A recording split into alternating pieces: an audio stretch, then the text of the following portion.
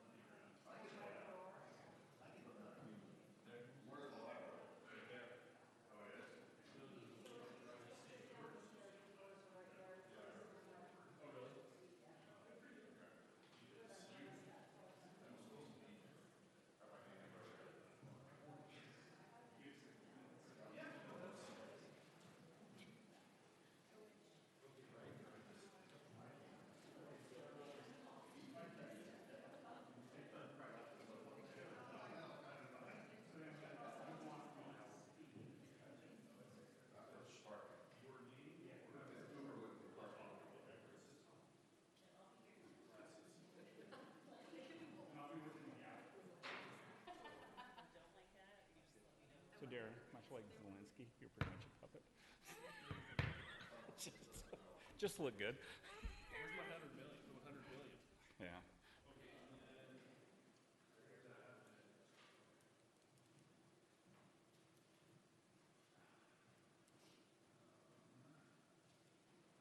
I want to talk, it just does that.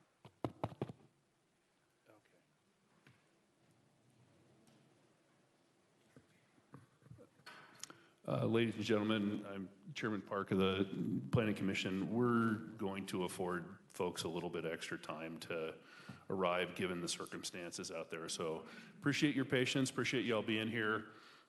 We'll get rolling here in just a bit.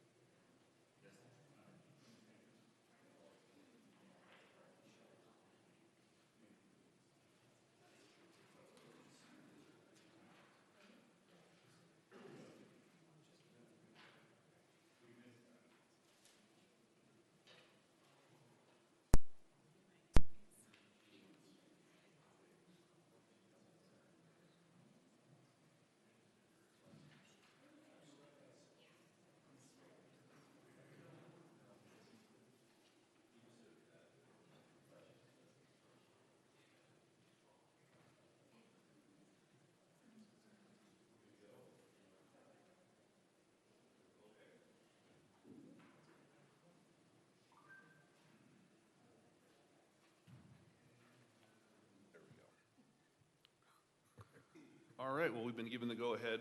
Ladies and gentlemen, thank you for being here. Welcome you to the Planning Commission meeting for February 13th, 2025. We have several items on our agenda today, but should go hopefully fairly smoothly. We'd like to start off, Mr. Brian Ludlow, I was reading that right, okay, apologize, has been kind enough to offer to lead us in the Pledge of Allegiance. So if you'd all stand.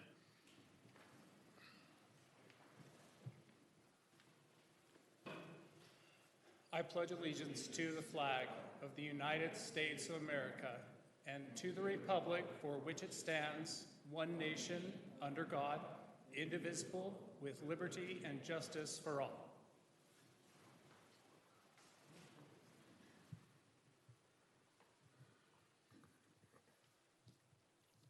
Well, again, thank you all for being here. As we do have a number of items, we'll get right and jump right into it. We got a roll call for, okay. Please be patient with me. This is my first night sitting in this chair as the chairman, trying to run everything, so I'm still learning. All right, we'd like to do a roll call for those commissioners who are in attendance, starting to my right. Commissioner Rushton. Commissioner Park.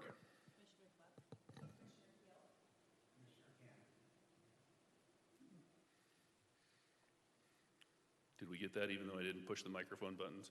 Yeah, gotcha. My apologies.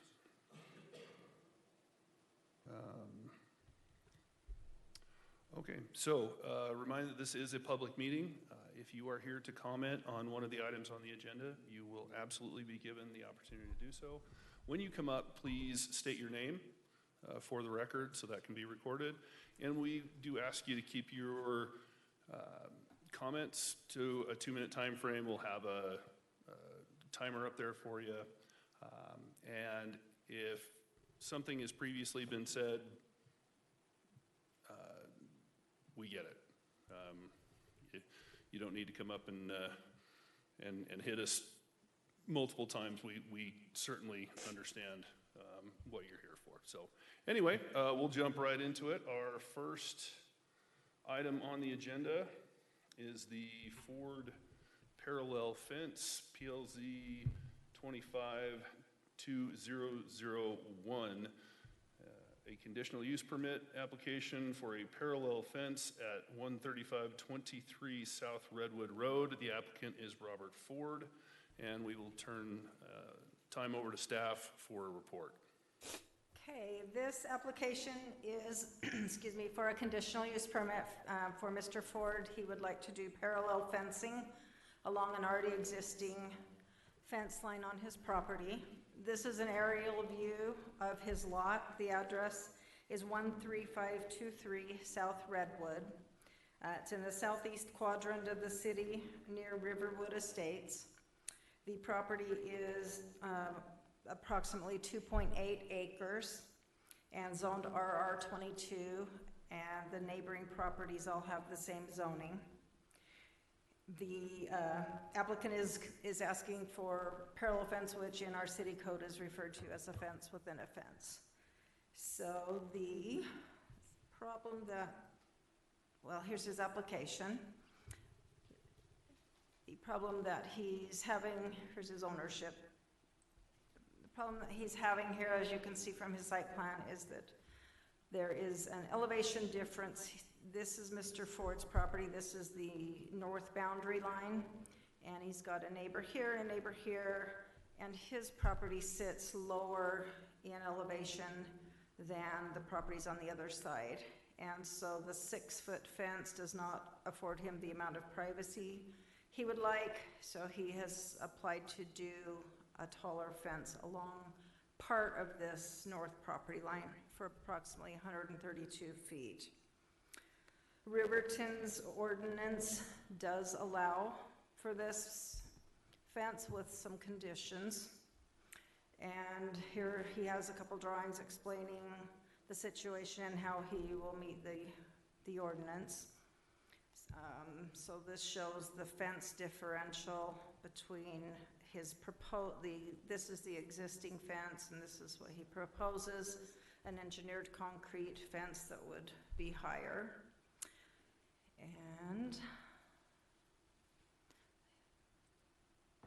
this is Riverton City Code giving the conditions that you can do a fence within a fence. And they are that the second fence has to be constructed wholly on your property, that your new fence cannot lean against an existing fence for support, that the applicant must be responsible for placing permanent weed control measures in between the two fences, and that the applicant is responsible for permanently maintaining the space between the two fences, and also that the new fence must meet all of Riverton City's code requirements. This diagram shows what he intends to do between the two fences as far as the weed barrier and weed maintenance. So he's agreed to take on that responsibility. Here are some pictures that he gave us that were in your packet that show the existing fence and when it's up against the differing elevations. It just gives a view of what it looks like from his yard. This is the other property showing how much of his yard is exposed. This is the letters that he sent to the two property owners on the north, explaining his plans, what he proposes to do, so the neighbors were notified. This is the mailer that went out, excuse me, to the other properties within 300 feet. We received one comment from a neighbor that was a question concerned with the 10-foot proposed fence height. And the height of the fence that he intends to construct would be dictated by code. It's not up for discussion or negotiation. The planning director has to satisfy the planning director that his plans meet the code. So what you're doing tonight is just giving permission to install that fence if you're satisfied that he has met those code requirements for the fence within a fence, and then the development director will deal with the issue of the height. And that's my report. Here is an example motion that the fence is the second fence may be installed in compliance with the code. It will maintain compliance with codes, and that the property, including the space in between, will be maintained according to ordinance. And the applicant is here. We can take any questions, and he's here if you'd like to ask him any questions as well. Terrific. Appreciate that report, Lisa. It looks like Commissioner Cannon, you have a question for staff? Yes, I sure do. Thank you.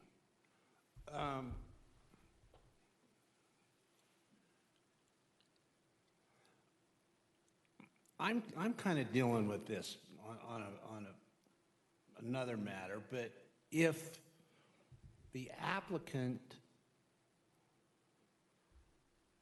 were to install a fence on his property at his expense, especially something like this when it's not really obtrusive to the street, a public thoroughfare like Redwood that he's out, his property comes off of. What if he wanted to paint it pink? Is there something that, I know that's kind of a crazy question, but is there a color ordinance that says you can't do a crazy color? No. On either side? What if he didn't like his neighbors and says, I'll show you, I'm going to paint it neon green? What should there be, or go with me, and can the neighbor, after he puts up the fence, remove the other fence on their property line? Just inquiring minds want to know. Question for Ryan, I can tell. There's like 3 or 4 questions embedded within your question, and the last one is the one that I'm least comfortable with talking about regarding what happens on the boundary line between 2 properties when you have one fence. I was in the process of looking up our city code as it applies to, I don't believe that there are any restrictions on what the fencing color needs to be, but that's also not the reason as to why we're here. We're here to talk about what terms and conditions should be in place if the conditional use permit is granted, as it relates to any impacts that might be caused by parallel fencing. And so that really focuses on just the space between the two, how that gets maintained, those sorts of things. But I don't believe that there is any stipulation between 2 residentially zoned properties on what the color of the fence should be under our code. Thank you. Yeah, what was the space in between the 2 fences again, where that weed control barrier is going to be placed? Do you want to see the diagram? Yeah, could you bring that back up? And there's no rules about exactly how wide that space has to be, is that correct? Right. So, do we know the space between those 2, the existing fence and the new fence? Do we know what that will be? Because if it's, 6 inches apart, there's not enough room for anybody to get in there. If, a little kid falls in there, who knows? Yeah. So I would be interested to know the space and what, Let me see if it's on the other diagram. wide enough for a person to get in there if need be. No. There's 26 feet to the fence line, or to the existing fence line. Okay, Nope, we it doesn't can- look like it doesn't look like it calls out an exact space. Okay. And there's nothing in the code, correct? on No, but it that? just says the space between. Okay. We'll ask the applicant. Thank you. I have a question on, you said you received a input I don't request. recall seeing that in the file. What, No, I just got a question emailed to me about if he was really going to be allowed to make it as tall as he wanted. And I said, that's a matter for him to work out with code. I mean, he's got to follow the code. That's in the motion. He can't put in anything he wants. It's got to be what's in he has to follow the code. so it was a question as opposed to an objection? Of the- It just asked. Okay, thank you.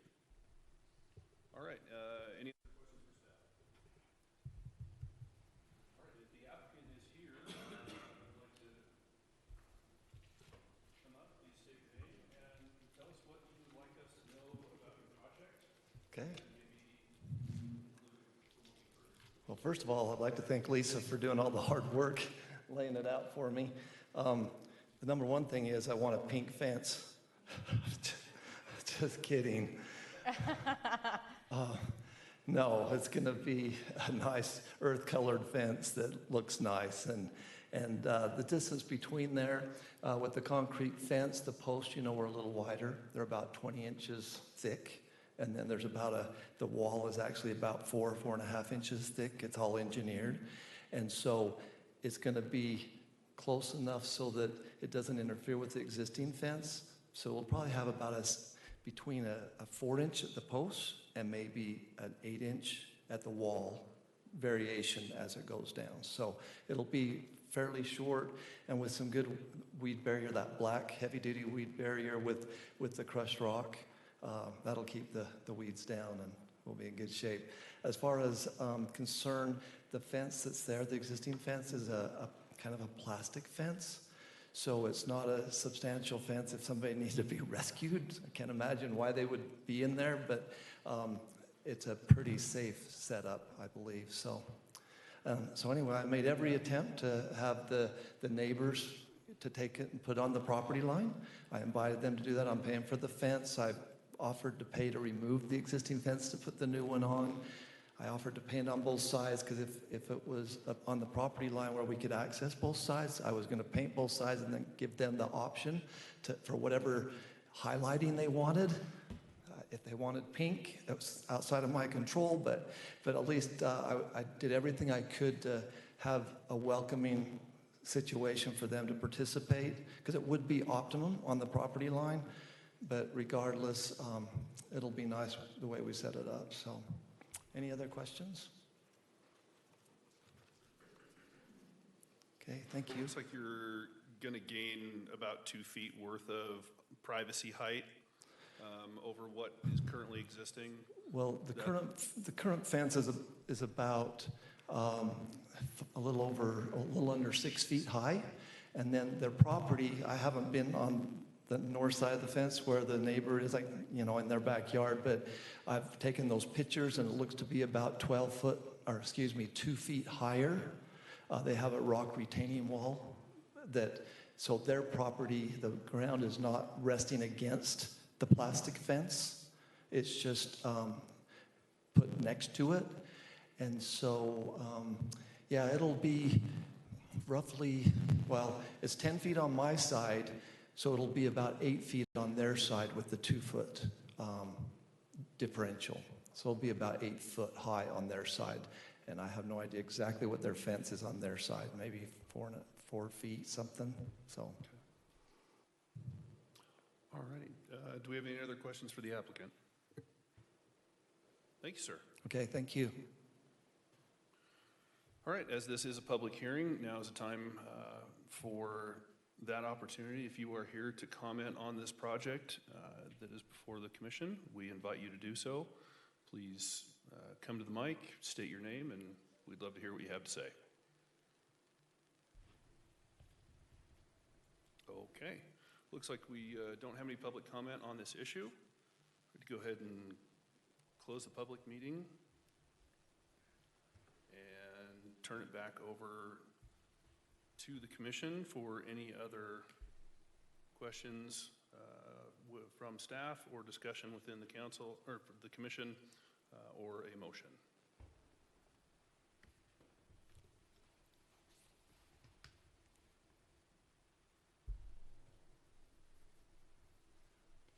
Anyone?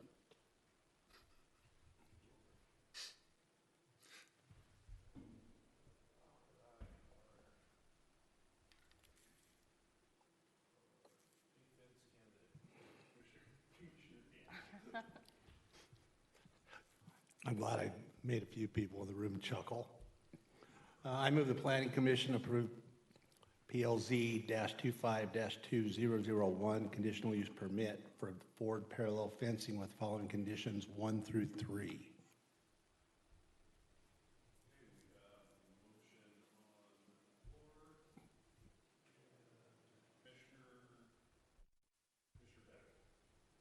I'll second the motion.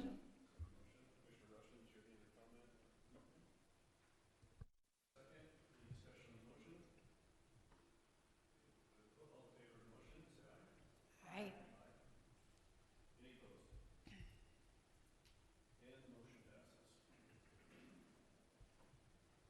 Okay, moving on, we have Marcy's Enchanted Bakery, PLZ-25-2004, an application for a conditional use home occupation permit for a home bakery to be located at 12733 South Rossburg Drive. The applicant is Marcy Vidrine. And we will turn it over to staff for a report on this. We've seen a few of these lately in the past couple months. It's an application for a home bakery, and like some of the others we've seen, the applicant, Miss Vidrine, doesn't intend to make anything that the state of Utah considers very perishable, so they have reduced regulations, but our city code still says that it needs to come to Planning Commission. So we have her tonight. Marcy's Enchanted Bakery is the name of her project. She's located at 12733 South Rosberg Drive in Viking Estates, which is right in the middle of the city. Her house is 0.29 acres and is zoned R4, which is what the neighboring properties are. Her lot has approximately 94 feet of frontage on Rosberg Drive. It's a split level with an attached 2-car garage, an extra wide driveway that can accommodate several parked vehicles. And she is applying for a home occupation permit that will let her use her kitchen to prepare baked goods such as breads, cakes, cookies, cupcakes. She does not anticipate any customers coming to the home. They will place orders online and schedule pickup online. This is her site plan. The part of her kitchen, or part of her house that will be used for the bakery is the kitchen area, which is under the allowed percentage, which is 25% for the main floor. And this is, Riverton City does require a conditional use permit for this because she is going to be preparing food or drink.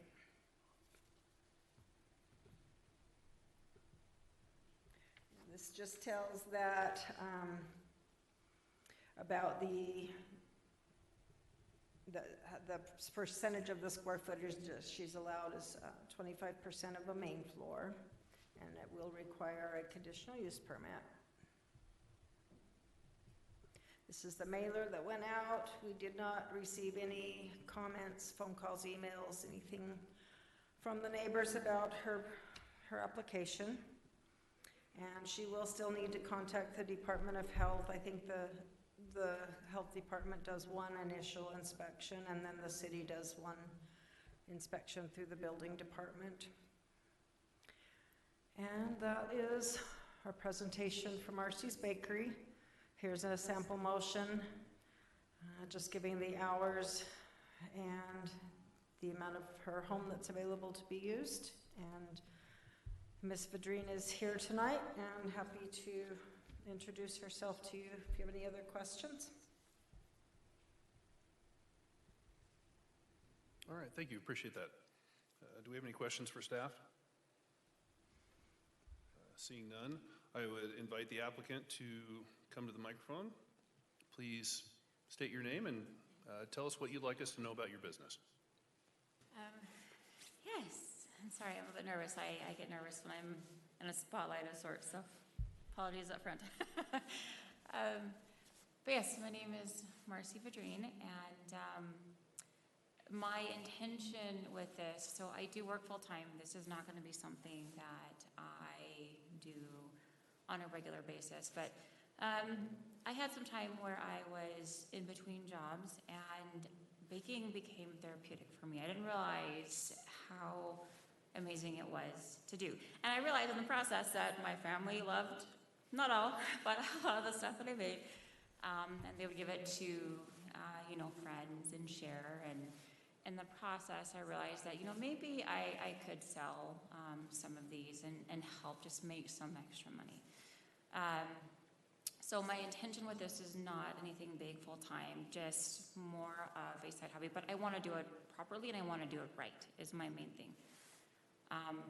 And the intention is just as well, when you take a bite of that food, whether it be the nostalgia feeling or just, I feel like when you eat food, right, you want to have the taste. You want it to bring a smile, a sense of calm. And so at least that's what I strive to do with what I make. Anything else? Well, thank you very much. Do we have any questions for the applicant? Okay, I have one. So what you're planning is all off-site pickup. You'll rendezvous with people and give them their delivery, or are you going to be mailing it to them, or? Good question. So most of it's just neighbors, so I will honestly just bring it to their house. Oh. And sometimes if my daughters are going to go play with them, while I'm dropping them off, I'll run it by. I don't anticipate anyone coming to my house because frankly I would rather it gives me that few moments of quiet where I can just kind of get out of the house. So that's my plan. Or if it's someone that's not in my neighborhood, just meet at a local place. If not, just bring it to them. Okay. Well, I don't see any other questions, so if you'd like to go ahead and have a seat, we'll Thank you. proceed. All right, well, again, this is a public meeting, and this is time for public comment. If anyone is here to address this issue, please do so. Seeing no one interested in public comment, we'll go ahead and close the public comment period for this, and I will open it up to the commission for questions, comments, or a motion. There's no comments. I'll make a motion. I've got a comment for you. I think this house is awfully close to yours. You're going to be giving them a lot of business. Maybe. Yeah. I brought him cookies my wife made today. Oh, it's nothing against Carol's cookies. She shares your passion.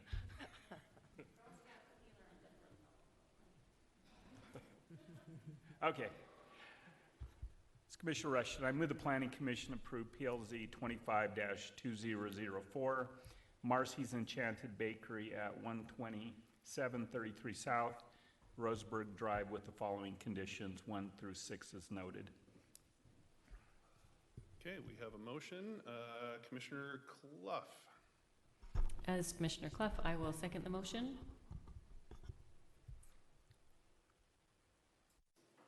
We have a second. Any comment or discussion on the motion? Open for a vote. All in favor say aye. Aye. Aye. Any opposed? Vote is unanimous. Motion passes. I want to know what makes it enchanted.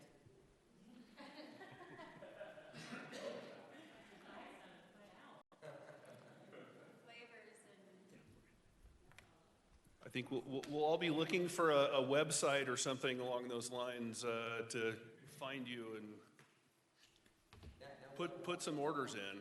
He's going to have to walk and pick them up himself, though. Commissioner Cannon's right. Needs the exercise.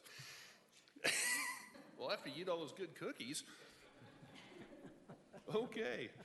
We'll go ahead and move on to the next item on the agenda, which is D&J Diesel Performance, PLZ 25-002, an application for a conditional use home occupation permit for a mobile vehicle maintenance service to be located at 2338 West, 13100 South. The applicants are Dustin and Megan Clark. This time we will turn it over to staff for a report. Okay, this one's a little more complex, so we need your thinking caps on at the top of your game here. This is a public hearing for a conditional use for a home occupation, and the applicants are Dustin and Megan Clark. They live at 2338 West and 13100 South. Their property is 0.22 acres and is zoned R4, as are all of their neighbors. Their home is a rambler with a basement and an attached garage for 2 cars, and then in the rear there is a detached garage. I guess we'll get to that later.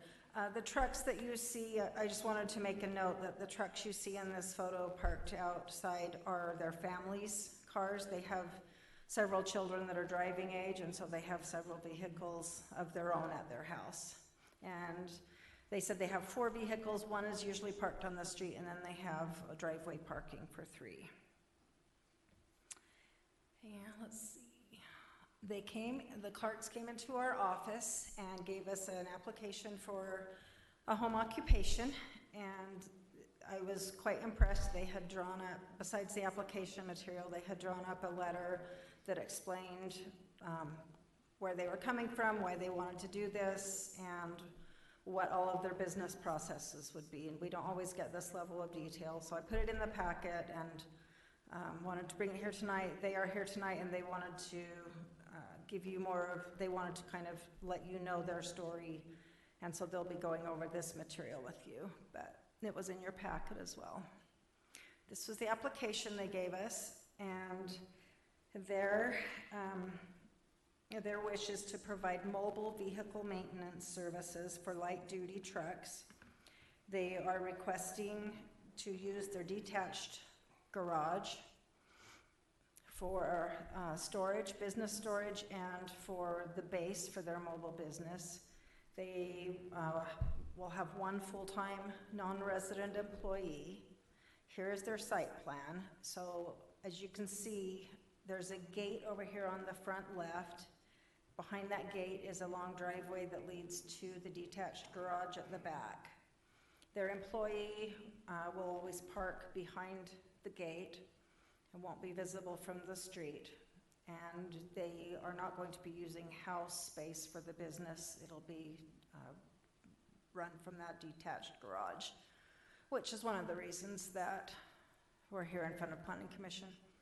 Here's a picture of the gate from behind. So this is looking out to the street. You can see that there's plenty of parking there for an employee vehicle that is screened from the street. Here's their site plan for the detached garage. They, according to the code, they're allowed to use 50% of it for business use, and this shows that use.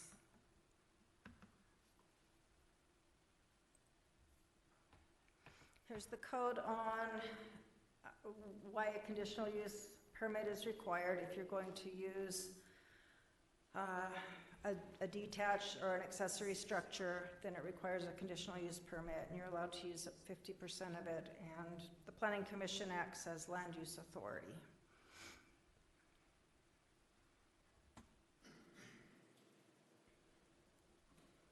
So as we were talking to the Clarks, it's a little complex. The majority of their business will be mobile. As you saw probably in the application, there will be occasional times they will need to bring a truck to the detached garage to install a part. As we looked over the code, we looked over it carefully with her. They feel that what they do is not body repair, it's not repairing a vehicle, it's installing a part, a new factory part.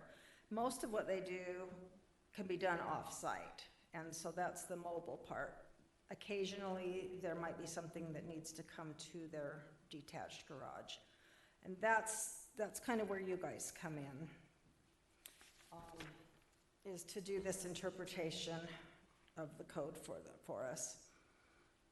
There will be no customers coming to the home, besides the 1 full-time employee.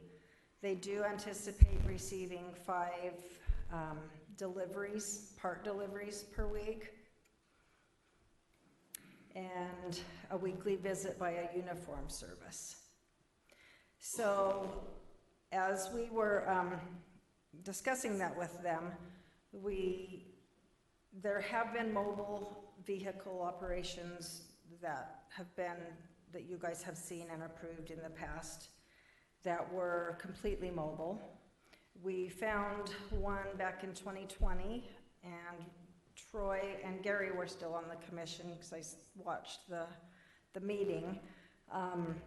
It was from DMR LLC, and it's almost an identical business plan. It was a mostly mobile vehicle repair service, and occasionally coming to the home for work in detached garage. That's not? Okay. Sorry, Tim. Okay, well. Tim was here to give that presentation. So the commission did approve this application, and the applicant had informed the commissioners that there would be occasional procedure, he would occasionally do a procedure in his garage.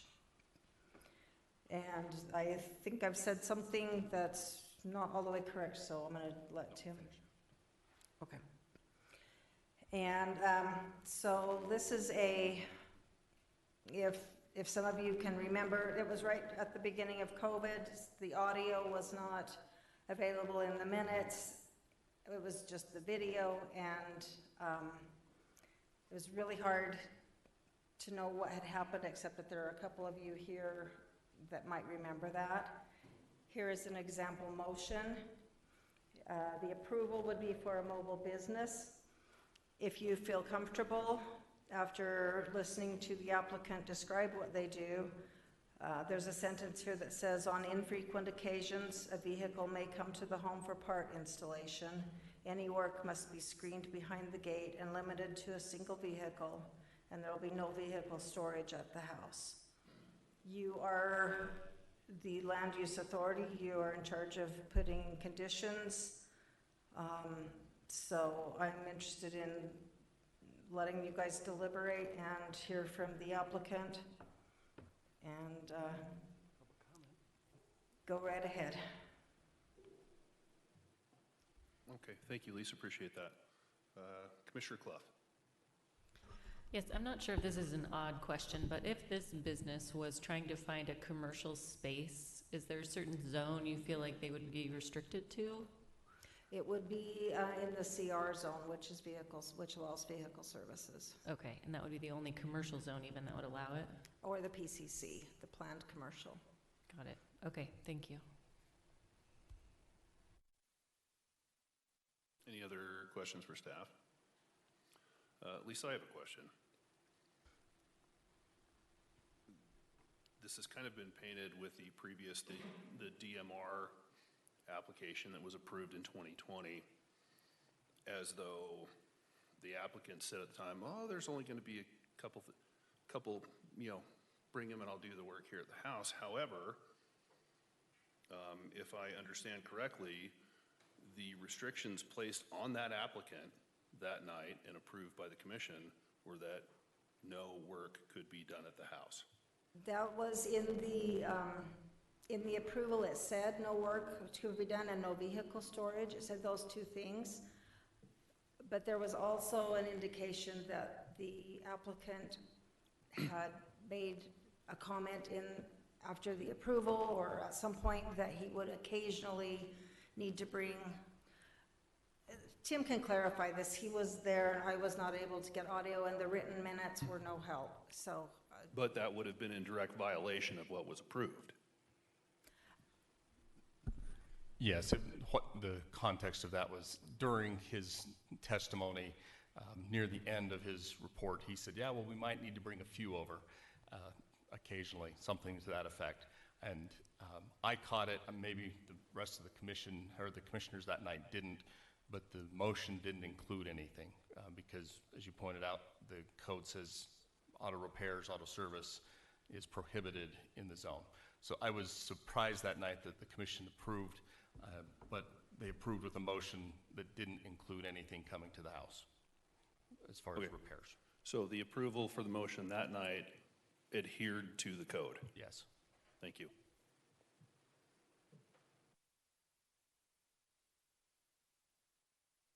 There we go. Okay, well, at this point, we would like to hear from the applicant. If the applicant is present, please come to the mic, state your name for the record, and tell us what you'd like to know about your business and application. Thank you. Thank you for the time and opportunity to see us tonight. I will try not to cry. I'm Megan. I'm Dustin. And we visited with the neighbors, and while a lot of their concerns and they're valid, we just want to take the opportunity to kind of explain our situation. And we got a lot of concern that neighbors are thinking that we're trying to open up a new business or a shop from our home. That's not the case here. We're not a new business. We've actually been in business for 10 years in Midvale. In November, Dustin was told he needed a back surgery. So with that news, we had a choice to make. And our choice was to close the Midvale location and kind of lessen our overhead so he could get the back surgery and kind of recoup, because he's our main mechanic. So if he's not out there wrenching, we're not making the money to keep that big of a shop open. And again, this happened in November, so we let the property management know. They gave us 30 days to vacate, and in January, he had the surgery. He's probably 2 weeks out right now. So we had a small window to work with, and during the move, it was a week. It was a week's worth of chaos. But, I mean, we had trucks, we had a lot of friends and family helping us move stuff in. We downsized drastically. And it was crazy, but no more than you would experience if you were moving in or out of a home for, the first time. But as like a small family-owned business, we just want to keep it going on a lesser scale. Focus on mobile, because it's been our livelihood. Yeah. It's been his passion. We actually have a daughter. She's a freshman this year. She plays softball. She has always tinkered in the garage with him or his father, and she wants college to take her to automotive. We opened it 10 years ago, the same month we had our son. We have a sales rep who was gonna try and make it today, but he couldn't, but he would joke around with you, tell you, I kicked him out the first time I seen him when we opened up with a baby on my hip. Like, we've raised our family while trying to provide for our family. So closing it would close everything we've worked for. And we just want to keep it open. And it's not our long-term goal to go mobile forever. We want to get back out, but we just want a chance to kind of catch our breath and keep it open. And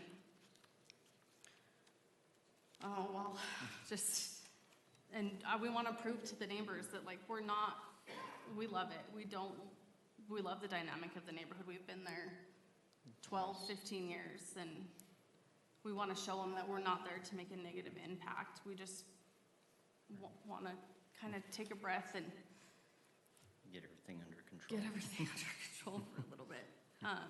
I know parking, they have voiced a lot about parking, and we do. We have 4 vehicles. Yeah.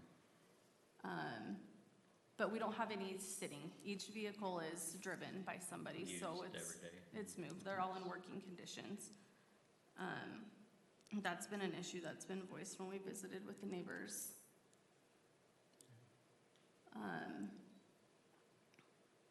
What else? Oh, tell them on your, like, bringing one home.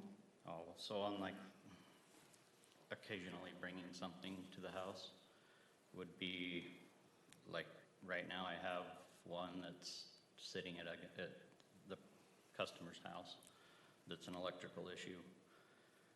So bringing that to the house where I have all my tools would be easier to do there instead of trying to go back and forth, trying to find, get the right tools to do the diagnosis on it. But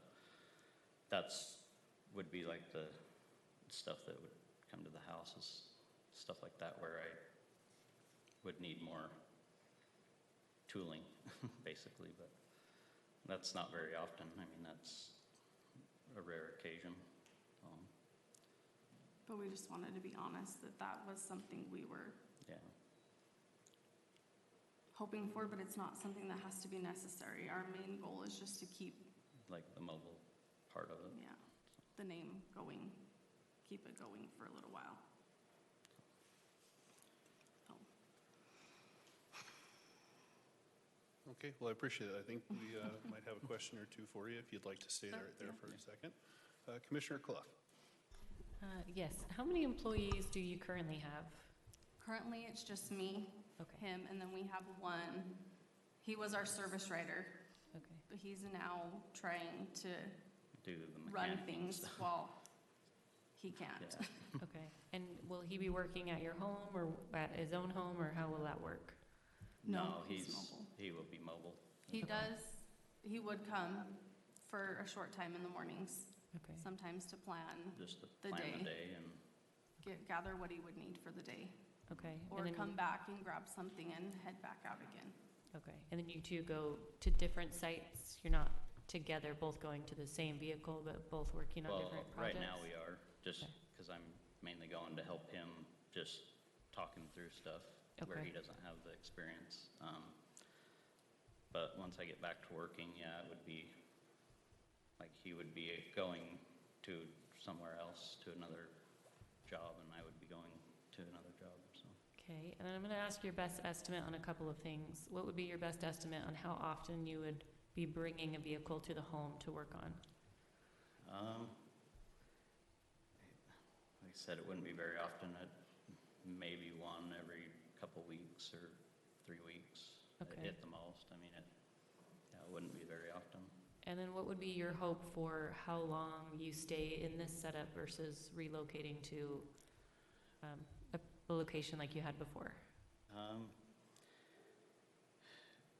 Probably, I mean, to get back up on our feet and everything, I would say it's probably gonna be about 2 years before we could go back into a shop.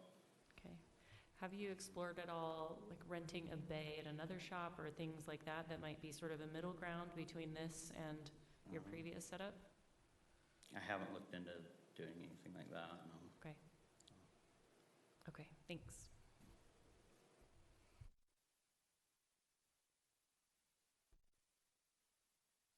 Keep fat fingering this thing, I apologize. Okay, looks like we have another question for you from Commissioner Keel. I was just curious what things you do remotely, like what's the extent of service you can do remote without having to bring it back to your house? I mean, most of the stuff I don't have like a service truck or anything set up yet. So I mean, I can do most stuff just because all my tools are mostly battery operated. I mean, I don't use air very often anymore. So I mean, the biggest thing would be mostly like diagging stuff, like this one I have that's the electrical issue. I mean, that would be like the biggest thing. You could do 95% of it mobile. Yeah, about 90 to 95% would be, I can do mobile. I mean, Okay, thanks. Other questions from the commission? I have a question you addressed. You don't have a service truck at this point. not yet. That's an awfully big toolbox to throw on the back of a pickup. It's pretty impressive, the picture you guys, that's a very nice toolbox. Some of the concerns that we read in some of the little submissions from neighbors were things like noise, diesel exhaust and that sort of thing, and fluids. How would you address those issues? So the fluids, I'm not planning on having any fluids at the house. I have a sealed container that I am going to have in my truck. So anything I have that I drain or anything like that will just go straight to like an O'Reilly or AutoZone, and basically be disposed of there. Okay. And the extent of services that you offer, are we doing top ends, engine swaps, how Right. How deep do you get into this as a mobile mechanic as opposed to bringing it to the house and doing that kind of in-depth work? Right. So going mobile, I mean, I'm going to be downsizing a lot. When we had the shop, I mean, I was doing all of that stuff, but obviously mobile, I'm not going to be able to do a lot of that type of stuff. So it's going to be downsized to, a lot of stuff, whatever I can do at the customer's house or business or wherever I have to go to them. So yeah, I won't be able to do like an engine or anything like that. Not able to offer those services? No. Okay. All right. Is that it for us? All right. Well, thank you very much. Appreciate your Thank you. Your time. Okay. I'd like to open the public comment portion of this meeting for anyone who is interested in expressing their views on this item that's before the commission. I would invite you to do so at this time. Again, please come to the mic, state your name, and try and keep your comments to the 2-minute timer.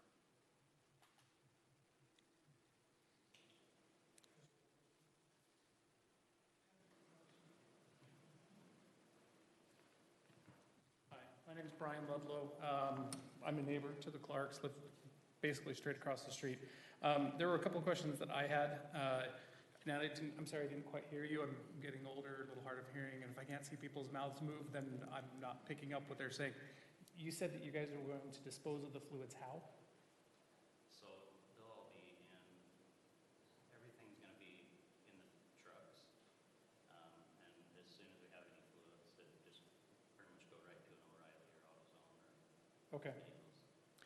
Thank you. I appreciate that. That's what I thought I heard, but I wanted to just double check. And then there's one full-time employee. How many vehicles do you guys expect to have parked between personal vehicles and employee vehicles at your house during the day? So like the employee would just be a short amount of time just to gather whatever he would need.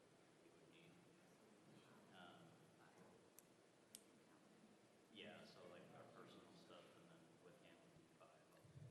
Okay, so like 4.5, 5 is what I'm hearing. Sir, the Q&A part of it, that's not what this portion of the meeting's for. Is if you have a comment so that the commission can know your feelings so that we can properly Just state your concern. State your concerns. So I guess my concern is that he is my neighbor. I want him to be able to stay in business and continue to support his family as long as it is not harmful to the neighborhood in general. They have diesel vehicles. The diesel vehicles cause noise. They're their personal vehicles. There's nothing I can do about that. My biggest concern is actually with the city. Because if for some reason they don't abide by all of the documentation that's here, if the Clarks choose not to do that, then how can the city come out and enforce it? Or how can they reverse it? So me asking questions was to get clarification from them so that they didn't feel like I was just standing up here and going, they're not going to abide by it. I wanted to get details. And I feel like it's very unfair for me to just go, how's the city going to enforce it? When I'm kind of like, yeah, let the guy continue to support his family as long as it doesn't harm his neighbors. So that's my question to you. How is the city going to enforce it?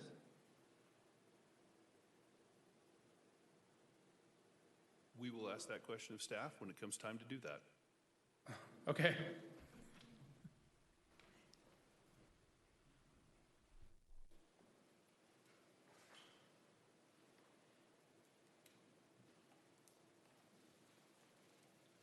My name is Doug Warner. I'm also a neighbor of the Clarks. We live kind of across the street. There are a few things on the website that weren't addressed in your comments, that the site has to be a half an acre in order to have a conditional use permit. Their site is .22, I think you said in the rate report. and this is, so it's under the half an acre. I'm concerned about, they say they're not gonna store fluids on site, but if they're off-site working on a vehicle, they do change the fluids. Are they transporting those vehicles, the fluid back home if it's after hours, and then it's gonna be sitting in their driveway and then transporting later? So it will be stored on site, it just won't be in the building. It says, you know, I think you brought it up on your site that auto repair is forbidden as a conditional use. So we kind of don't feel like this, the DMR and the other one really fit, because that was completely mobile, but they did, apparently they broke that ordinance.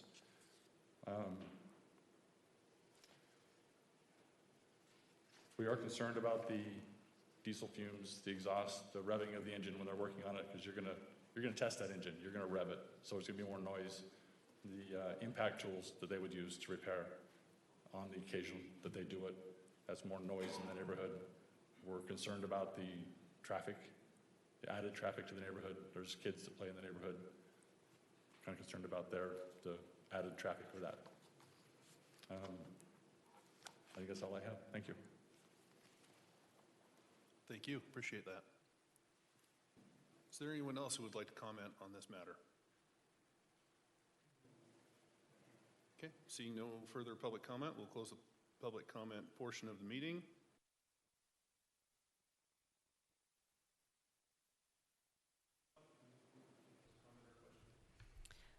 Yes, I just want to, as far as like discussion on this agenda item, I feel like the code itself states that while he described his business as not auto body repair, it is motor vehicle repair, which was also listed on prohibited activities.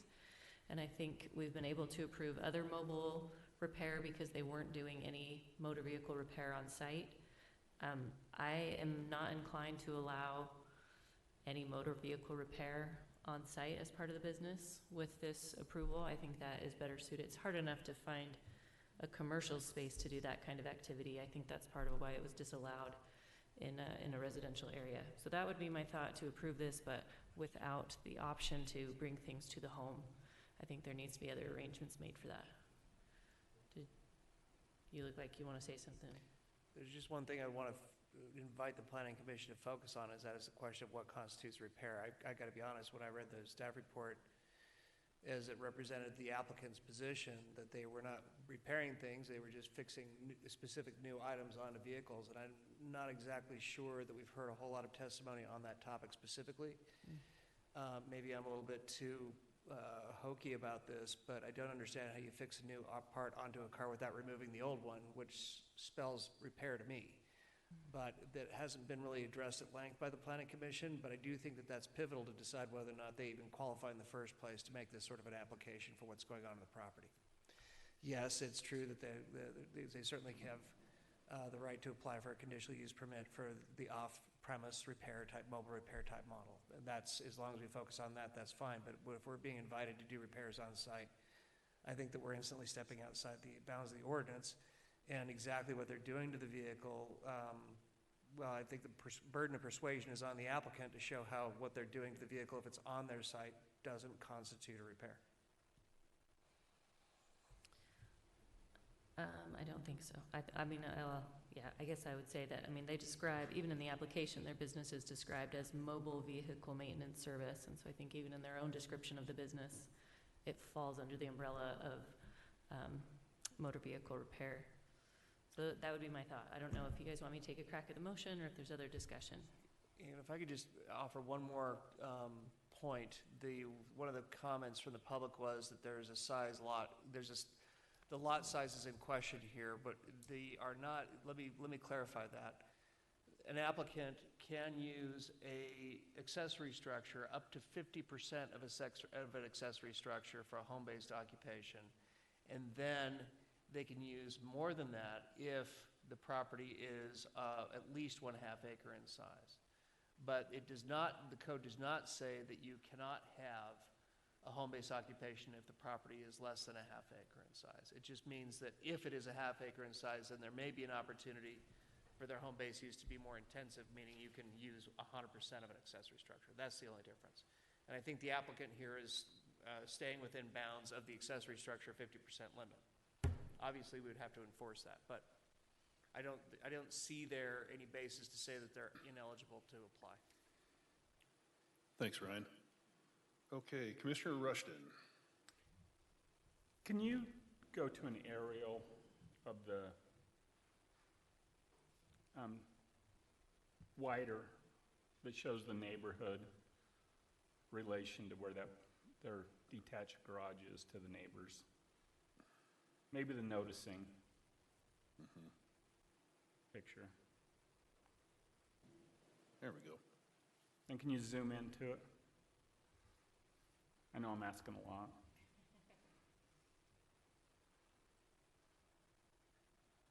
I can actually see it. So it's in the back corner.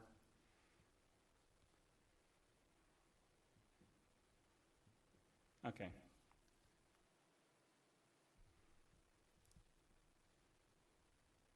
Thank you. Okay, just wanted to see that. Okay, right. So I'd like to have the enforcement question addressed as to on any type of home-based business Sure. that is permitted, particularly conditional use permitted home-based businesses, and how enforcement is performed by the city. Thank you. I'm happy to address that. The city has two code enforcement officers, and when a citizen complains, when a neighbor complains about, for example, a business in their neighborhood, the code enforcement officer comes to us, planners, and gives us the address and asks us if they have a permit. Many times they don't, and then the code enforcement officer will go out and give them a citation. If they do have an approved home occupation, we pull up the conditions, and the code enforcement officer takes those and goes and does a visit to verify that they're meeting their conditions. If there are three citations for not meeting their conditions, then their permit can be taken away. And as far as I'm aware, we've only had one out of all the home occupations that I've been here for in 3 years that has had more than one complaint about it. And I think they end up with Ryan eventually. Well, we would also point out that for a conditional use permit to be taken away, we would set it up for a hearing before the Planning Commission. It would come back before the Planning Commission to revoke the CUP. In the meantime, there could be other remedies. I mean, if we just see something going on the property that's egregious enough, they could be criminally charged. Typically, in a case such as this, I mean, I wouldn't say exactly where the line in the sand is, but I think that it is fair to say that if we see evidence that they're doing something out of bounds with the conditional use permit, and it seems to us that they've set it up in such a way that there's no way around it, then we would just bring them before the Planning Commission and seek revocation. Thank you. And I've got the mic for a second. I have the same reservations as Commissioner Clough, and I think, I am certainly sympathetic to the situation and what is happening, and I would like to see them be successful, to be consistent with what the Commission has done prior to this, and to be in adherence with the ordinance. Having vehicles repaired, and yes, pulling one part off and putting another part on is a repair. That's my hang up with that. At the mobile business, great, but the on-site, I do have an issue with. All right, Commissioner Clough. I'm prepared to make a motion if there's no other discussion. Okay, all right. Question on item 4, where it says that they may use the detached garage for business activities. If we are removing number 5, we can keep number 4. Would we say that that's accurate? Because he may do businessy things, he just can't bring vehicles. Okay. I move the Planning Commission approve PLZ-25-2002 D&J Diesel Performance at 2338 West, 13100 South with the following conditions. 1 through 4, omitting, sorry, 1 through 6, omitting number 5. Do you want to omit it altogether or just the second sentence, the third sentence? Just the second sentence, actually. Thank you.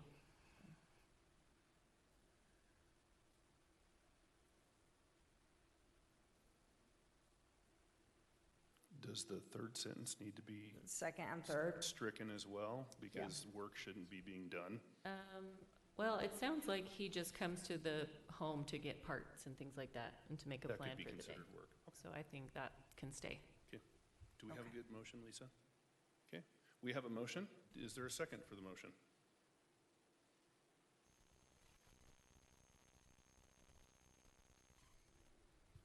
Commissioner Keel. I'll second. We have a motion and a second. Do we have any discussion on the motion? Seeing none, I'll call for a vote. All in favor? Aye. Any opposed? The motion passes unanimously. Thank you. All right, moving on to our next item on the agenda. This is the Joseph White rezone, PLZ 25-4002, an application for a rezone of 0.8 acre located at 11968 South Redwood Road from CN Commercial Neighborhood to CG Gateway Commercial. The applicant is Joseph White. We will turn the time over to staff for a report.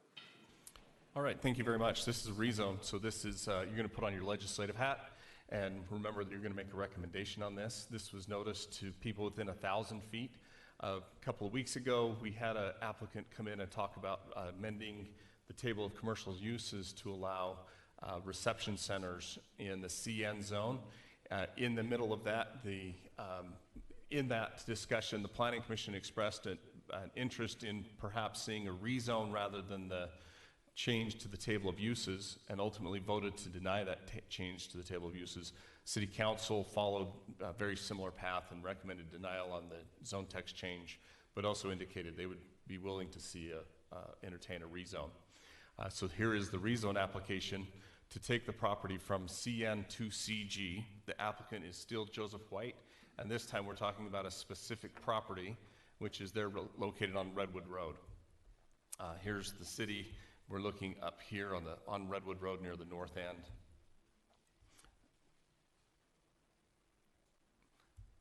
You can see there's 3 properties there that are zoned commercial. This is fun. One's CPO, and then the 2 north ones are CN, and the applicant is requesting to change that middle one to CG. Now the CG, CN, and CPO are all compatible, so that it doesn't create any issues by putting them next to each other, and it's the same impact to the neighbors to the west there. CN, CG, CPO, they have the same fencing requirements, same setback requirements, same buffering requirements. There are different uses that are allowed in the CG zone. The CG zone meets the general plan. General plan for the area is community commercial. The CN, the CPO, or the CG, each of them are an appropriate zone for that general plan designation. Here's the table of uses. I couldn't get all of it on there. And maybe that's not important, but it is available on the webpage if you were curious about a particular use. The CG is highlighted there in blue, and then the reception center that he asked you about, I just put a dash around to show that it would be conditional. You can see some of the other uses. Staff we've got you 2 different motions here. Normally we don't really say yes or no. I think this is a good use. I think it fits here, and the CG opens up a few more uses that's available on a road that's as big as Redwood. Maybe CN was maybe have passed its time on property like this. So here is a motion to approve and a motion to deny. We did receive 1 letter from the neighbors who supported the rezone, and that's our report. If you have any questions, we can take them now. Thank you, Tim. I have a question, and I think you addressed it, but the impact to the residential neighborhood to the west, are there any additional barrier requirements with this zone, and what is being planned for after should it be rezoned? No, and if the applicant made changes to to their site plan, they would have to come back. Then you would make sure that they meet the current requirements. Okay, so anything they want to do as far as a redevelopment or changing what's, there may then be additional requirements for them to further insulate from the residential area? You'll see this again as a reception center site plan. Yeah. Okay, that's the only question I have, and no?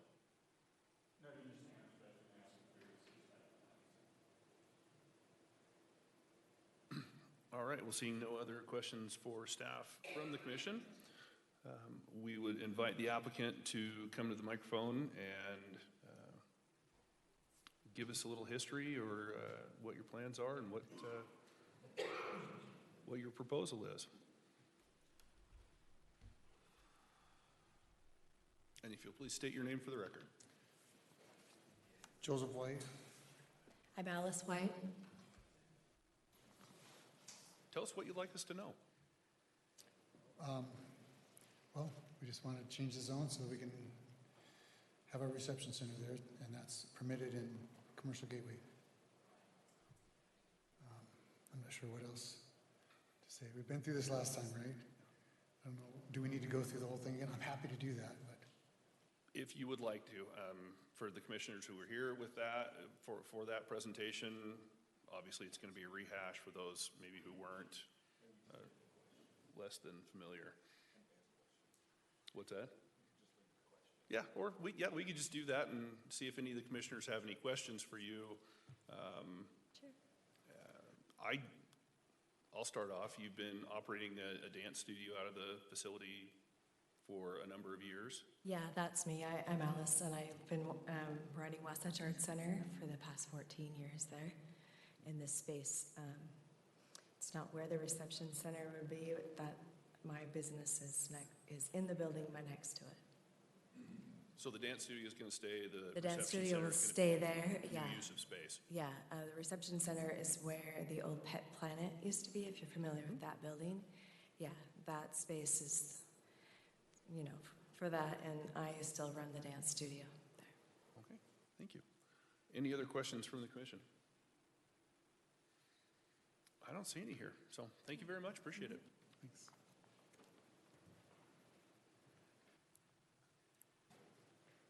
All right, again, this is a public hearing, and comments are open to the public. If there is anyone here who would like to comment on this matter, we would invite you to come to the mic and let us know what your concerns or your support is. Okay, doesn't look like there's anyone who would like to comment on this matter, so we will close the public comment, and I will turn back over to the commission for comments or a motion.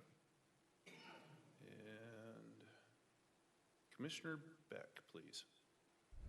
If there's no further discussion, I will make a motion. I move the Planning Commission recommend approval of application PLZ-25-4002, Joseph White rezone by rezoning a 0.81 acre parcel located at 11968 South Redwood Road to CG Commercial Gateway. Okay, we have a motion on the floor. Do I have a second? Commissioner Cannon. I'll second the motion. Thank you. We have a motion and a second. Do we have any discussion on the motion? Commissioner Rushton? Nope, I was going to second it, but. Okay. All right, we have a motion and a second, and no discussion on the motion, so we will move to a vote. All in favor of this motion, say aye. Aye. Aye. Any opposed? Motion passes unanimously. Thank you. And moving on to our next agenda item, into the decision items, we will address the Goddard School, which is PLZ 24-8020, an application for a final site plan for a preschool daycare to be located in the Rock Ridge Master Site Plan at 3513 West, 126 South. The applicant is Robert Santo. We will turn the time over to staff for a report. All right, this should be familiar to the commission, and that it's coming on the heels of a hearing where we asked you to decide if it was a school or a preschool, and where the applicant shared some information, we've learned some more. At that time, it was decided it was a preschool, not a daycare, or sorry, a daycare, not a preschool, and didn't require conditional use. We've also seen the final site plan for the overall development at Rock Ridge and the America First out there that's being built. So the area should be very familiar. Here we are on the corner of 3600 West and 12600 South. As mentioned, this site at Rock Ridge is best known for America First, which is now open, and taking that corner right on the main corner. We'll be looking at the Goddard School, and I wanted to get the building in front of you first, and then I'll walk you through the site and kind of show you the features of that. They have a building that meets our ordinance and kind of ties in with some of the coloring schemes of the America First Credit Union. And here's the architecture. We can come back to this if we need. So the site they're going on in the Rock Ridge subdivision is Lot 8. It's in the southeast corner of the site. This is the master site plan phasing plan from the master site plan. The AFCU, or America First, went in the beige or orange color. The master developer is going to install the improvements in the green area, and he just resubmitted his plans today. The plat's not been recorded yet, but they're moving towards that. They had a small hang-up with working through some stuff with UDOT to get into the road. They've worked through some of those things.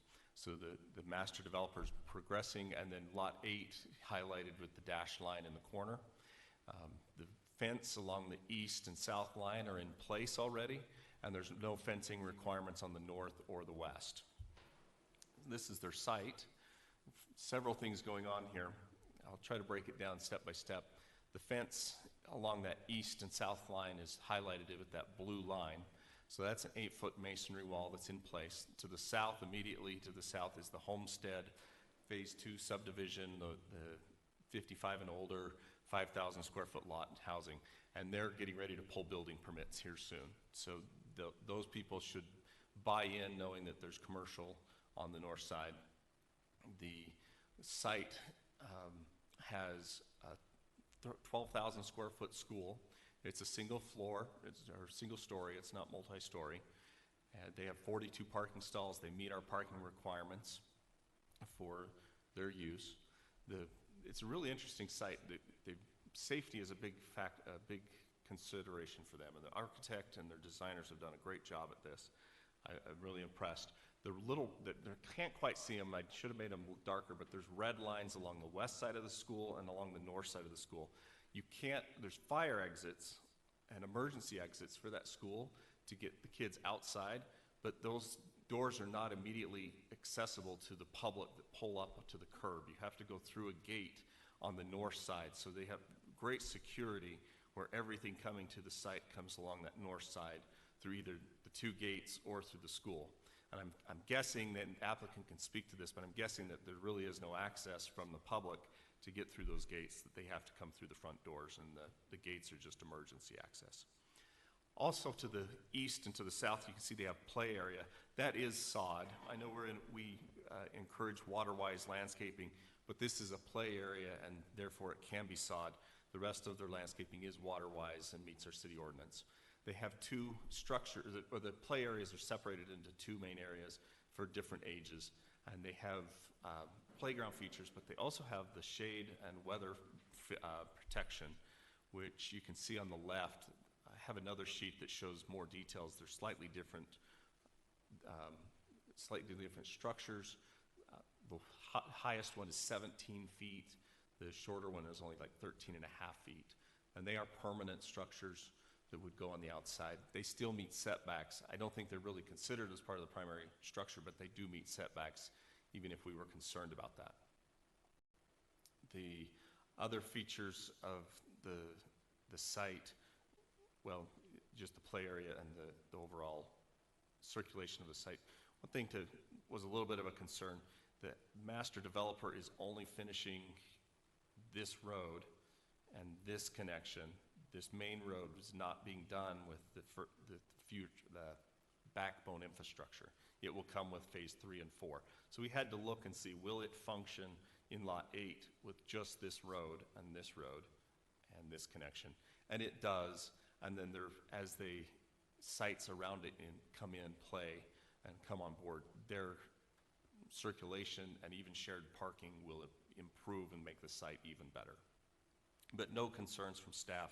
It meets ordinance, and they addressed our concerns for having this access point. Here's those shade structures I was talking about. I think this is the larger one is the 17 or 17 and a half feet tall, and then this is 13 and a half feet tall over the top of the playground equipment for when it snows or when it's 105. This is the lighting plan. I appreciate what they've done here. The council, rightfully so, has asked staff to make sure we're looking at both perimeter lighting and perimeter fencing on these projects where they border up against residential. There's been a couple of projects where there's neighbors afterwards have expressed some concerns. So we have taken extra look, and we've asked for some extra things from the developer. In this case, the fence is 8 feet, and it matches the grading. Their grading is only I won't even say raising up. It does come up just a little bit, but they're sliding the grade lines to the east just a little bit, and then it's catching at the existing fence. So there's practically no grade change, or if there's anything that could be called a grade change, it's less than a foot.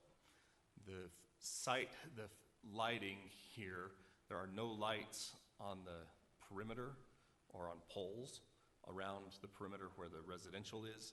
These are on the building. They're set at 9 feet. You can see, maybe you can see, this little number up below the light fixtures is the height on the building. So they're 9 feet tall behind a fence that's 8 feet tall.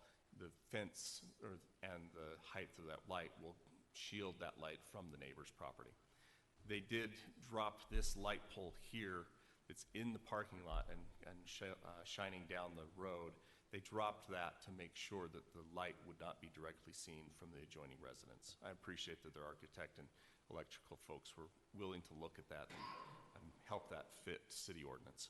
So at this point, staff's satisfied, very happy with their lighting plan, think it meets the ordinance.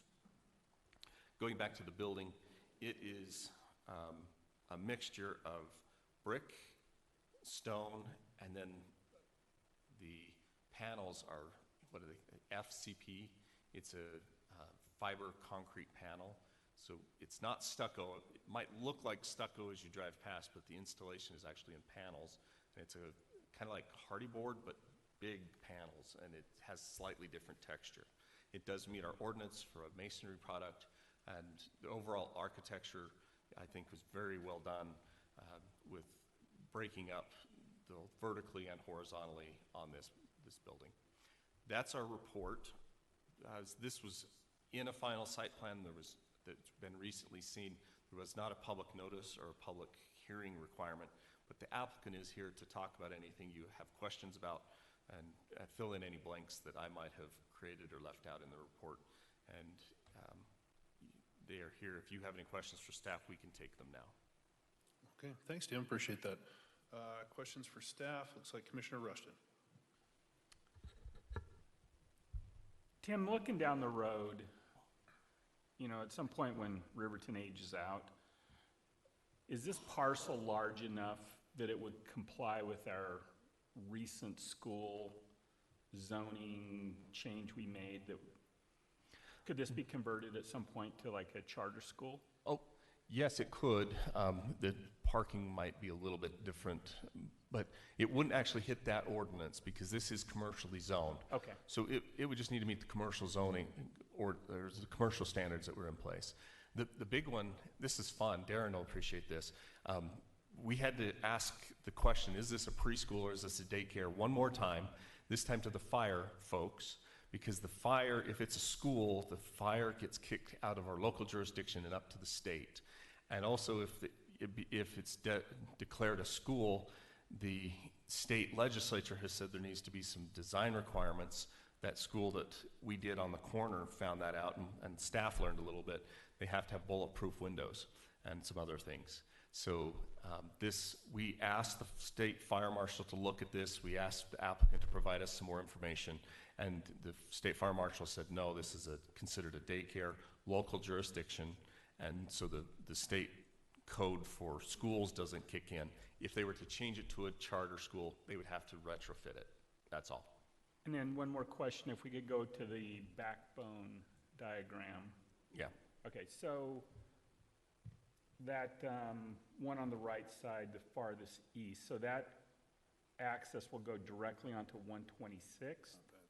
It's shared with scooters, so it comes up and scooters left a drive aisle access point, and it would come up and sneak out to 126th through a shared. Okay, so when the scooter site was done, it was done with one of those right in, right out. Mm-hmm. So all that traffic's going to be forced through that already restricted that everyone's running over. So would that require, what's the process to like remove that so that people can actually access that? And who pays the cost of that? Does that go to scooters or? When we did the master site plan for everything here, the backbone infrastructure, I think that island stays. And the idea is that this has limited movement and that these both have limited movement. But together, all four of the entrances, exits combine to give access to the site. So even now, even though there's not a straight shot, they will have access here, right out again. This one comes through right out. If you're trying to go west, you're going to come here and try to sneak into the turn pocket, or here and sneak into that turn pocket, depending on the time of day. So what's the process if it does start, creating congestion, conflict for an existing business? With this? Yeah.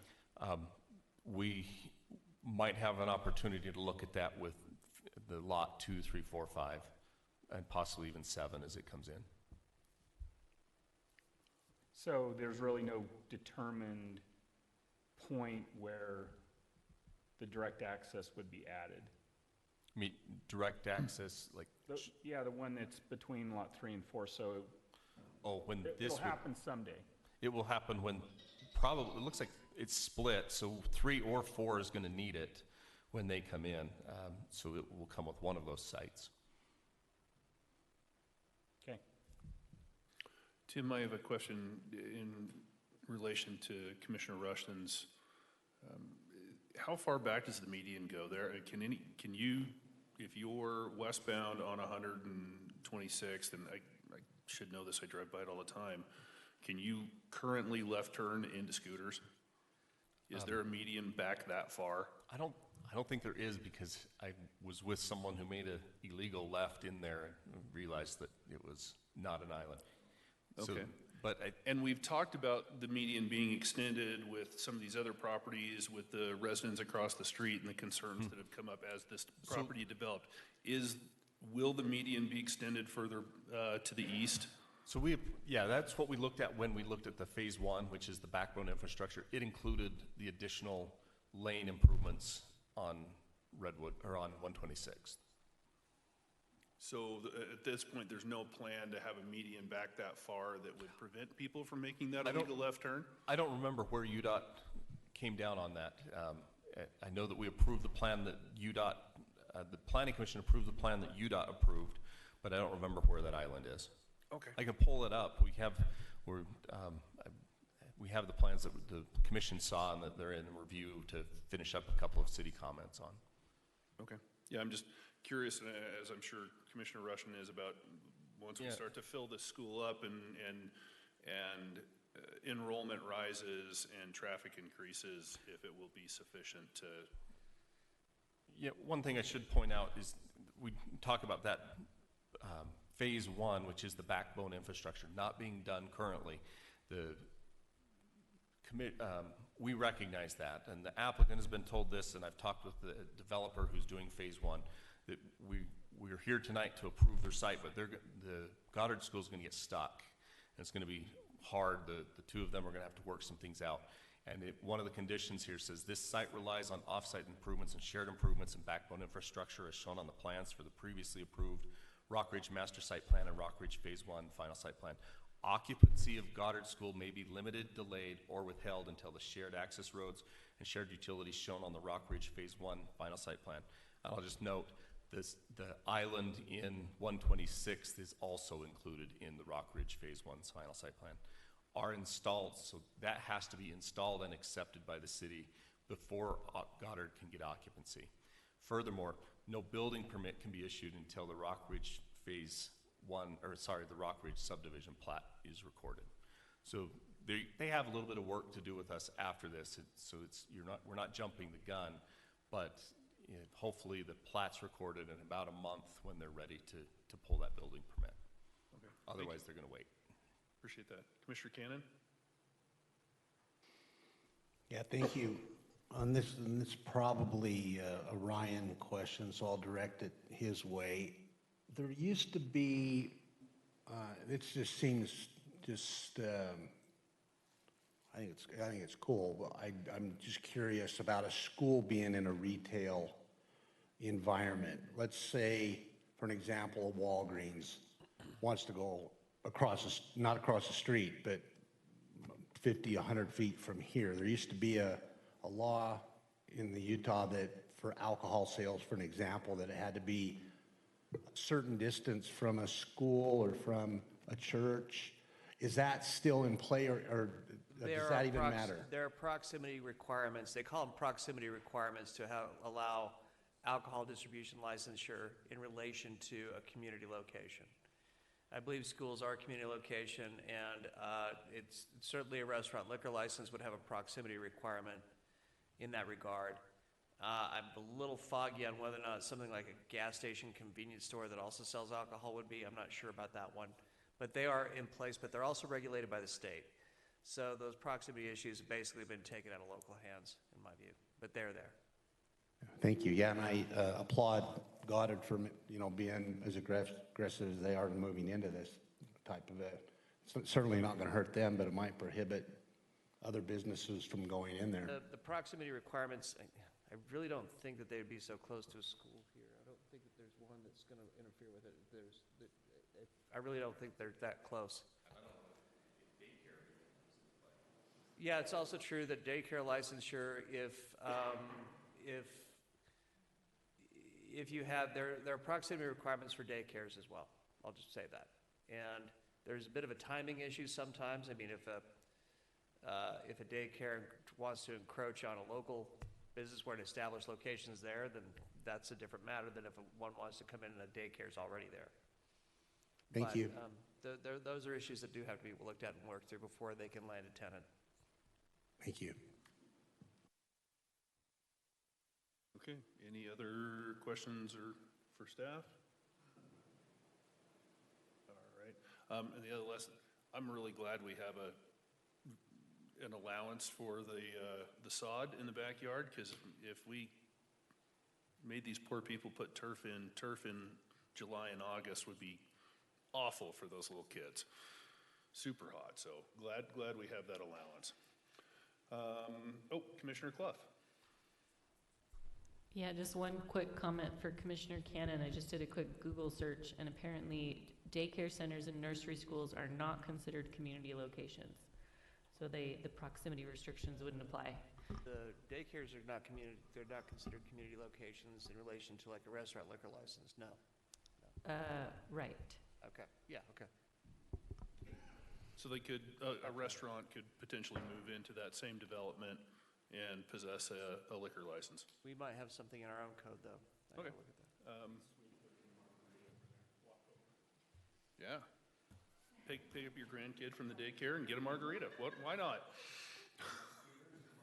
Okay, so I understand we have representatives from the Goddard School Development Plan here if you want to give us an update. I remember the last time you were here,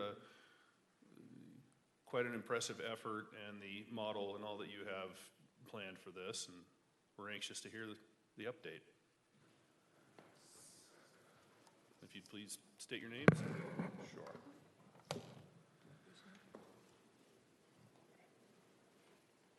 I'm Bob Santo. I am the applicant, and with me today is Jerry Gesario with JK Architects and Engineering. I wanted to let you guys know these guys have been unbelievable. They have now designed over 500 daycares in the United States. Their firm has from New Jersey. So this isn't their first rodeo. As a matter of fact, Goddard Corporate just went through. They do it about every 7 to 10 years. They change their design of their building for new structures, and Goddard actually chose their firm to work on the prototype design, which our school actually be one of the first of the new prototype released into the U.S. But if I could, I was going to take you through just a quick synopsis again. Maybe some of you weren't here when we presented back in September, October. I would like to run through it real quick just to remind you who we are and what we do. Tim, can we give him access to the...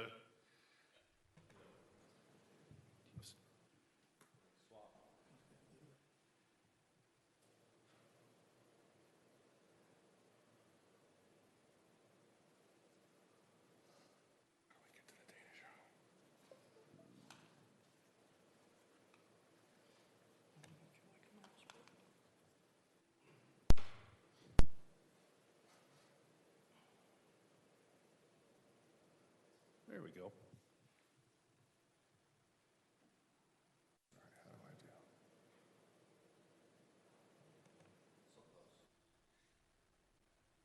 I don't have my glasses on. How do I get to the slideshow?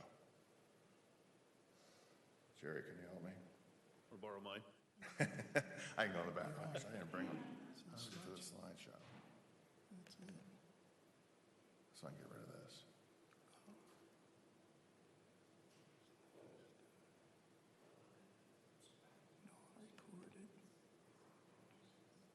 We're almost there.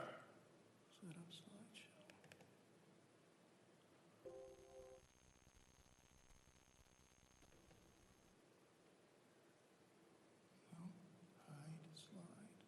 the beginning.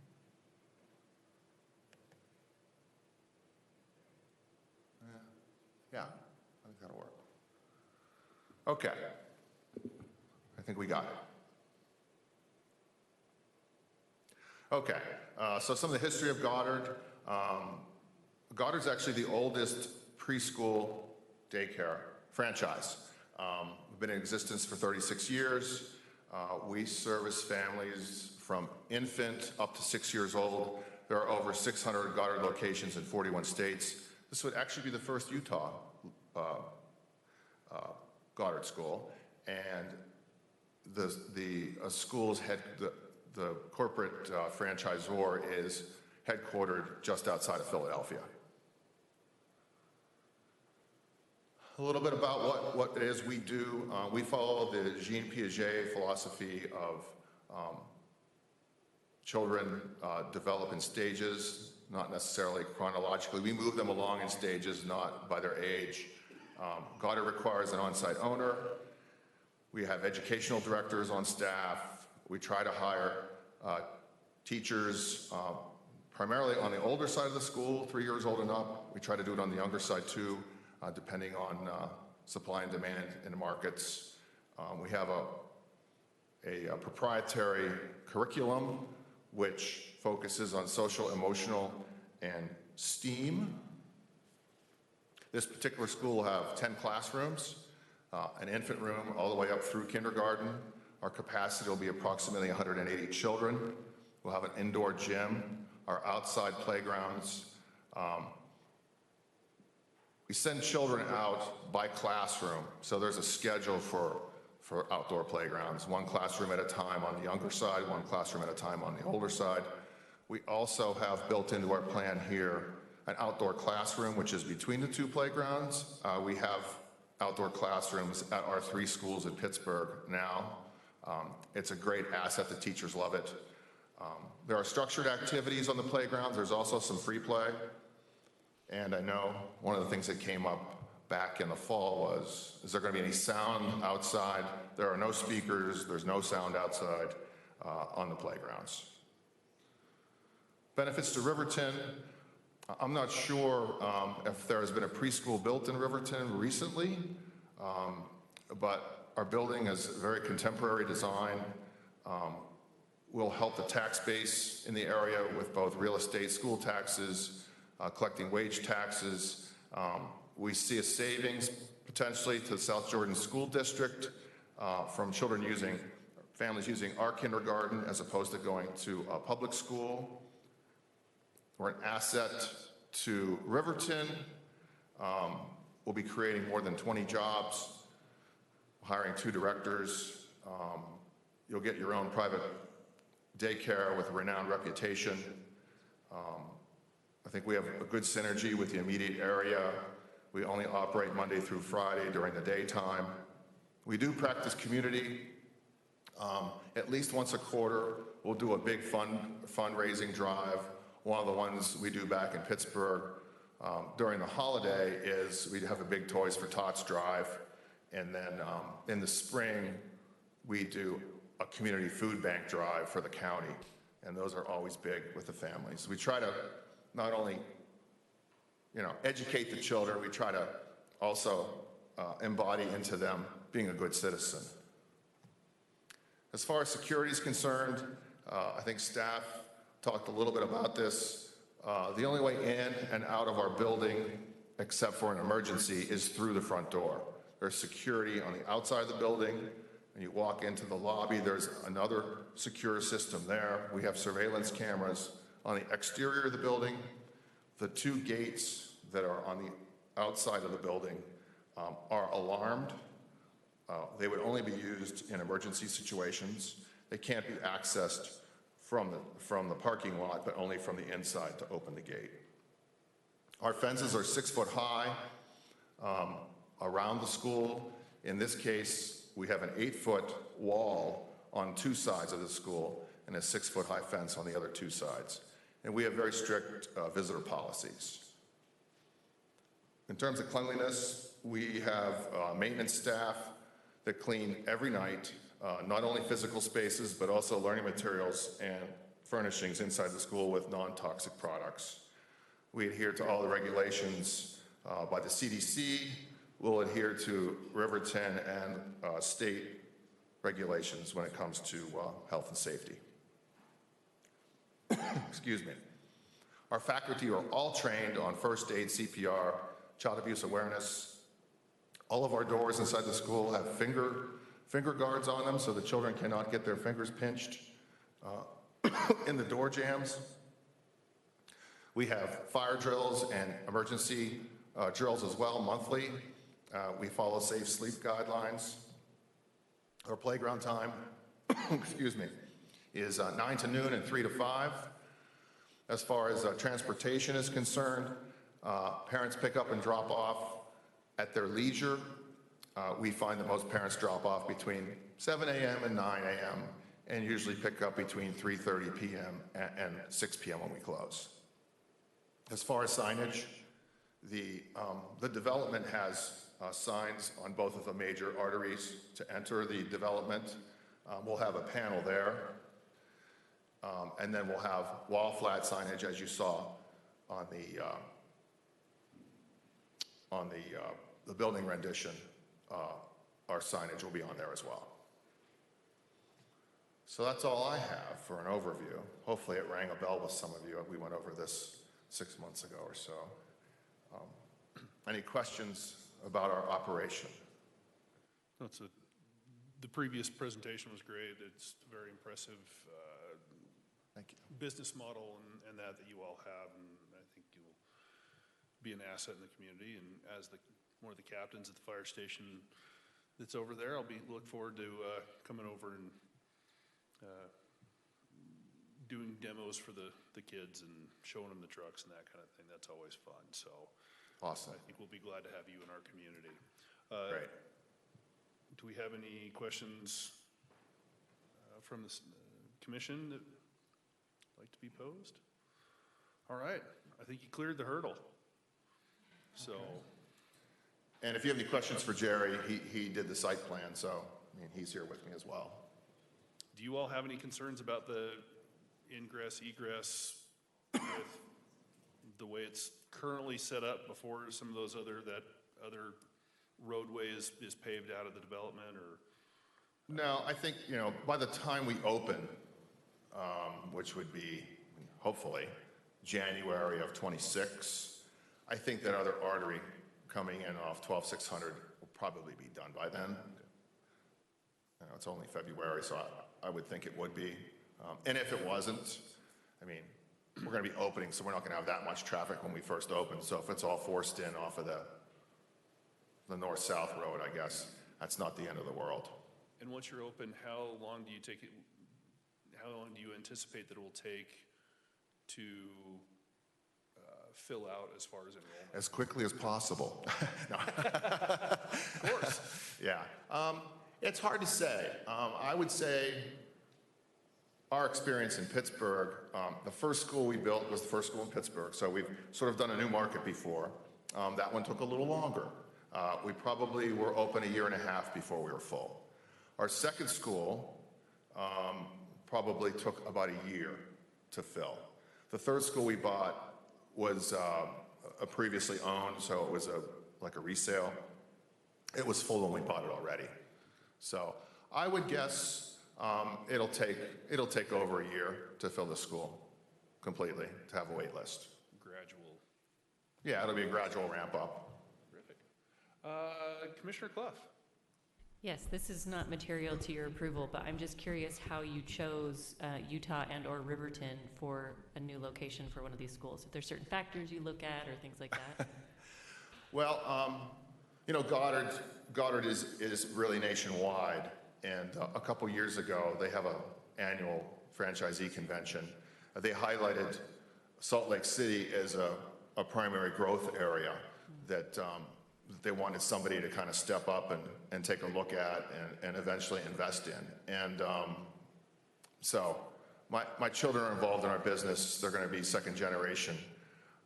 And so we thought about it. We came out and took a look around, and we thought the demographics here are great for what we do.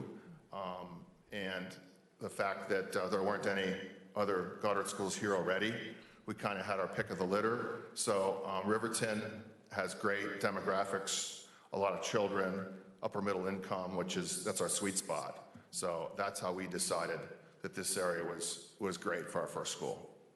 Very nice, thank you. Mm-hmm. So with the on-site owner requirement that Goddard has, who gets to move to Utah, you or your kids?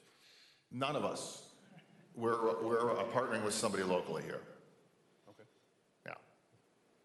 Well, bummer for you. Skiing's great. I know. Well, we'll come visit, don't worry. Thank you very much. Appreciate your time. Yes. All right. So we'll pull this bit. Can I Yes, just sir, say please. just one thing? My name's Gerard Gisario with Jarmel Kaiseli Architects and Engineers. You probably already know this, but I just want to thank your professionals, being from way out of town.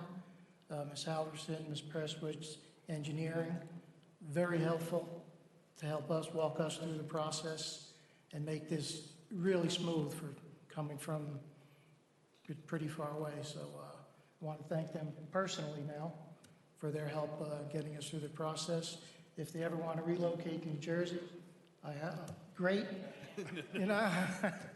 I will get great reference for them. So this commission's very lucky to have them. They were absolutely terrific helping us through the process. Nice to hear that. So I We traveled a appreciate long way. I felt I had to say something. I've never known anybody from Jersey who didn't have something to say. But I will say, I thought we had the patent on traffic. Not so sure after tonight. Well, thank you again. Appreciate that. Commissioner Rushton. Yeah, before you leave, Tim, can you go back to the renderings of the building? So, can you kind of tell us, like, what's the exterior of the building? Because it's a beautiful building.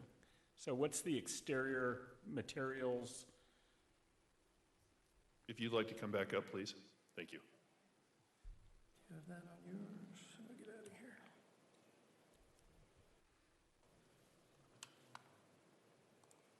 trying to run yours again? Would you like us to project that? They're talking about the FC1. Yeah, you can just real high level, you don't need, because Yeah, again, I just think it's, If you we've take had a lot the- of discussions about commercial buildings lately. If you're talking about the ones labeled FCP1, FCP2, it's a fibrous cement material. Then obviously the brick and the stone. Those are the four main materials. So there's no stucco, as they mentioned, or what's some referred to as ephes. So it's a fiber cement. It's very hardy, stands up. So that's it. Yeah, it's a good-looking building. Thanks. Thank you. Anyone else? Okay. Being as this is not a public comment item, we will move to the point where if someone would like to give a motion, it'd be appreciated. Commissioner Rushton. This Commissioner Rushton, I'll make a motion. I am still a little concerned with the access. However, staff's done a phenomenal job of managing these, and I go specifically back to when we had the Raising Cane's discussion up there in Mountain View Village. And I think Commissioner Park was concerned about the backbone infrastructure, but it all worked out magnificently. So we'll know the same thing will happen here. So I move the Planning Commission approve PLZ 24-8020 Goddard School Final Site Plan with the following conditions, 1 through 12 as noted. We have a motion on the floor. Commissioner Clough. I will second the motion. We have a motion and a second. Do we have any discussion on the motion? Seeing none, move for a vote. All in favor? Aye. Any opposed? And that is a unanimous vote to move forward with that and approve that. Thank you very much, gentlemen. We look forward to being part of the community. Thank you. Look forward to having you. Flew all the way from Jersey just for that. It was a fun day, let me tell you. Well, hope you enjoy the rest of your stay. Okay. Well, let's move on to the discussion item that we have, which is the Mackenzie Park Estates Development Agreement. This is an introduction to a pending development agreement, which the Planning Commission will hear as a public hearing item in upcoming meetings. So it looks like, Jason, you're going to take this one on? Yeah, as the commission may recall, we don't frequently do development agreements in Riverton City over its history, but when we do, they tend to be sometimes more complicated or carry with them a lot of different elements. This one's a little bit simpler, but in light of some of the previous discussions and concerns that came up, we wanted to, before this comes to you for approval and for a public hearing, just kind of introduce you to it. It is a little odd in that we don't typically see this kind of situation come up. It's out on 40th West, so if you're familiar with the area, this is 126 South, the Bangerter Highway, 40th West here, so it sits between Bangerter and 40th West. As you can see, it is a platted area, meaning these are individual lots. There was a subdivision that was approved back in 2007, so quite some time ago. They recorded the plat, meaning the property was divided up into individual lots, and then as maybe we all recall, 2008 hit, and like a lot of other developments, it went defunct. It went through many years of legal challenges, very little of which involved the city, but the original developer and then several layers of developers or owners have gone defunct. But because they recorded, the property exists with a dedicated space for the future public right-of-way and then these individual third-acre lots. There's been a lot of attempts by different groups to try to make development work there, challenging for various reasons. So in this case, we have an owner that has come in and taken all that is highlighted in red there. There is one small lot that would remain and there'd be a private lane and another home that was built there. But this current group is looking to take all of the property highlighted in red and convert the use from residential to commercial for the purpose of constructing storage units. Now, if you're familiar with the area, it shows better on this. The two uses to the south are both storage units, the one directly adjacent and then the next one down, zone commercial. The property to the north is an LDS church meeting house, and so it is bordered on both sides by either commercial use or what would be a institutional, for lack of a better word. So one of the concerns always with our commercial regional zone is it is very broad. There are a lot of uses allowed in commercial regional that you know, depending on context and circumstances may or may not be desirable. In this case, part of what the development agreement will do is limit the use of the property to the storage facility use. So we wouldn't be opening up to all of the commercial regional uses, the various things that can come in there. A big part of why the development agreement is necessary is to kind of unwind this recorded plat and the dedicated right-of-way and the time that has gone by. Most of that is not going to be part of the Planning Commission's review because it has to do with public property and how that's going to be disposed. That'll fall on the council to make those determinations. But essentially, the development agreement would serve as a rezone, changing the property to commercial regional, but also limiting the use to storage units with the site plan generally laid out included as part of that. So that is a very brief introduction. We'll talk more obviously when it comes to you for a public hearing and a recommendation to the council about the specifics, but more than anything, we wanted to give a few minutes to the development group to present both their concept for the property and some of the things that they're looking at requesting in the development agreement. Chriselle agreed to keep her comments to 30 seconds or less. No, I'm just kidding. I'm sorry, but I'm going to switch very quickly here over to her presentation, so bear with me. Okay, well, this sounds interesting. It's a very interesting piece of land. I'm Chriselle Travis. I work with DAI. I started there in September, and I've worked in Riverton and have enjoyed your staff. I can compliment them as well. They're highly professional. You guys are efficient, and I'm glad to be back in your city. When Jason gets this up, he covered most of it very well.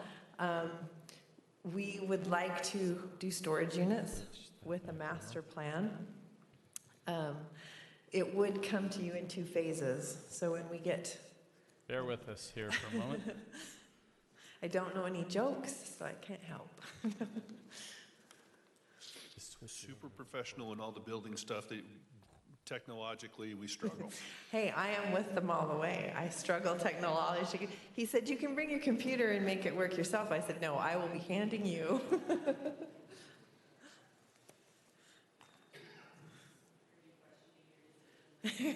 No, because I don't know that I'd be doing any better after watching them plug things in. We're blaming the storm for...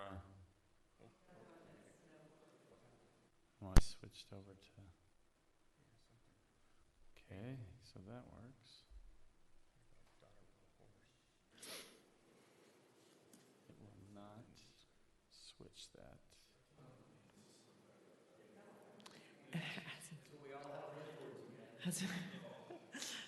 I'm headed to Utah County, and I-15 yeah. My husband left when I walked in. He works in Sugar House. About 15 minutes ago, he'd made it to I-215. So wow. It's brutal. I said I may be going back to the office to sleep on the couch.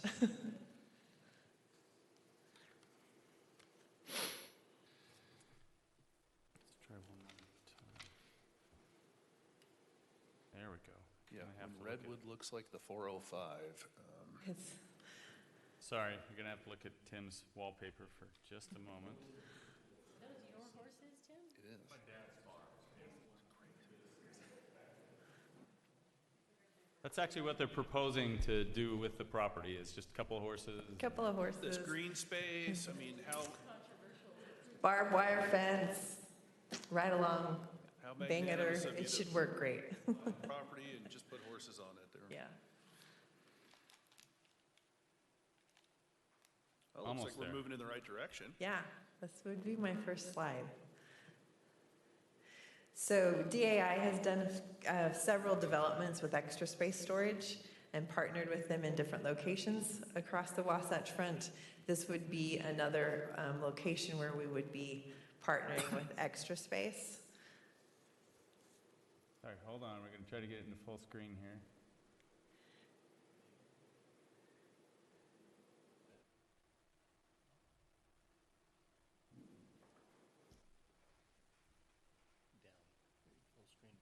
Where? I don't have my glasses on. Up one more. There you go. There we go.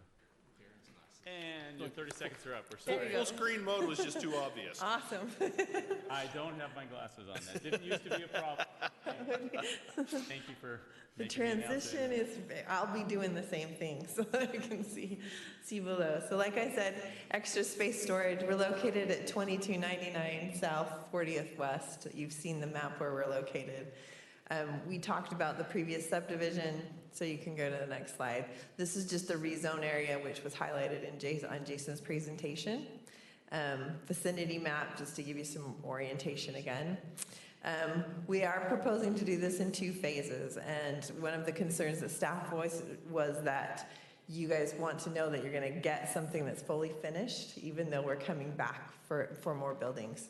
As we've studied the area, storage is in high demand, and we want to bring more forward.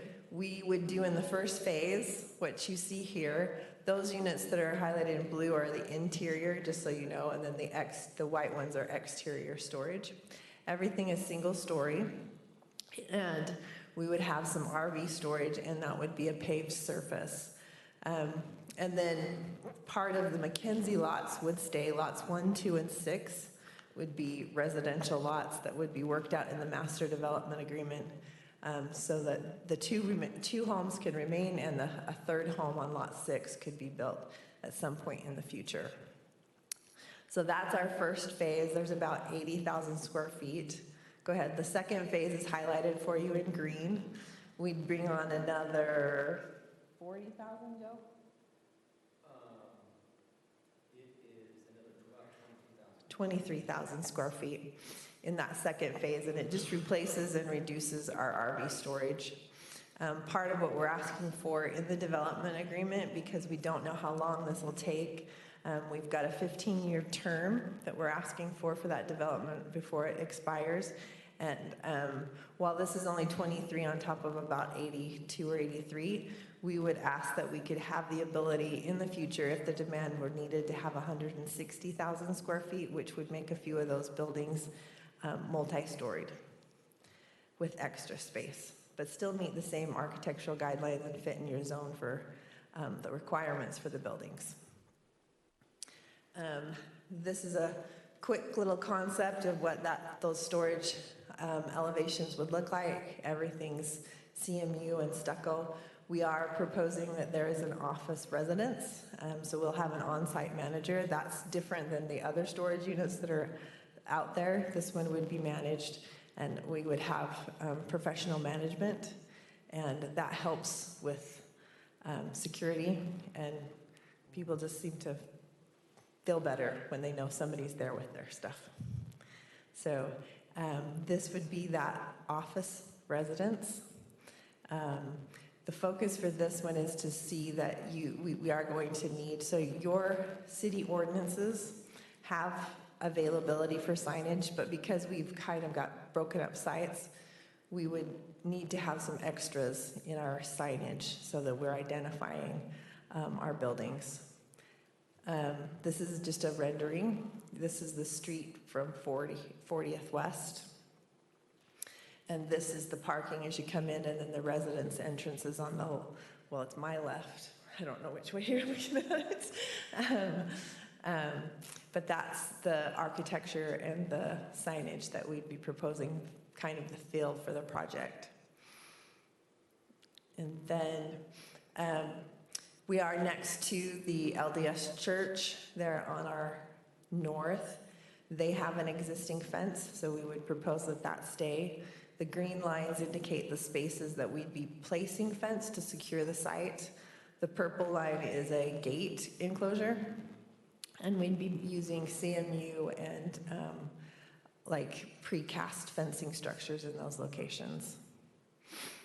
And then this final slide shows you the locations for those signage requirements. Because we have exposure on the the east with Bangerter Highway, we would be elevating a portion of those last few units. We haven't quite got that conceptually figured out yet, but we would want to elevate them just slightly so that we could have some signage and exposure along Bangerter Highway. We're asking that we would get 96 square feet on 3 sides of that building. So the north, south, and east exposures. And then down on our office wall, we would have the 2 signs that you saw. And I think there's one more slide, but the monument sign would comply with your city ordinance. That's why it's kind of in blue. It wouldn't be any different than what you would regularly have there. This is a concept for that location along Bangerter, just to see and show how that signage would work. And then, Jason, is that my last slide? Yeah, that's what I thought. So if you have any questions, I'm happy to answer those. And we look forward to being in front of you for the next meetings. Yes, just wondering, I'm assuming yes, but have there been conversations with the residential properties? Like, did they know all about this? They're on board? Yes, yes. So we've met with the Orams and with the Dudsons. Okay. And we have agreements that we're putting in place with them to help mitigate some of the boundary issues that we have, as well as facilitate the flag lot for the Dudsons that live on Lot 1. The development agreement will also take care of the frontage improvements along 40th West that the city has collected. So that frontage from top to bottom will be completed with the development. Okay, very nice, thank you. And my apologies, just along with that question, just because of the nature of this and some of the challenges with existing right-of-way and property and other things, we had some initial conversations with the council member over the district, just not wanting to proceed too far, if there were going to be some significant hurdles. I know he did reach out to speak to some of his constituents, including the residents directly adjacent to it, and had, there's been a lot of frustration, just it's not developed and there's been problems there. So I know there's been some communication both from the developer side, also from the council member over the area, and the general feedback, I'll say it that way, has been that this was seen as a kind of a win-win solution for everybody in cleaning up the property, but also not introducing a high-traffic, high-impact use for the neighborhood. Thank you. Commissioner Cannon. Yeah, we applaud the fact that you have already reached out to the owners, your neighbors there, the Dudsons and the Orms. That's great. Could you go back to the original plat and zoom in on the date, please? Is there any way of doing that when that was signed? It's an oldie. It came in just before. 07. Yeah. Yeah, I entitled this the first time. And I thought that was interesting. And they changed the spelling because it was one of my daughter's names. We had an M-Y in there, and they dropped the Y out of there and went back to the boring way of spelling Mackenzie. But Utah has some. But this is like the 5th time we've seen this, and the fact that it's not townhomes, I'm sure that that's and the neighbors there like the fact that it's not townhomes, which is needed as well. But you've done a great job. Thank you, thank you. It's part of the reason I moved to this company, because we have some diversity and can be sensitive to the needs of the land. We don't just do one thing. So appreciate it. Thank you. Okay, Commissioner Rushton. A couple questions.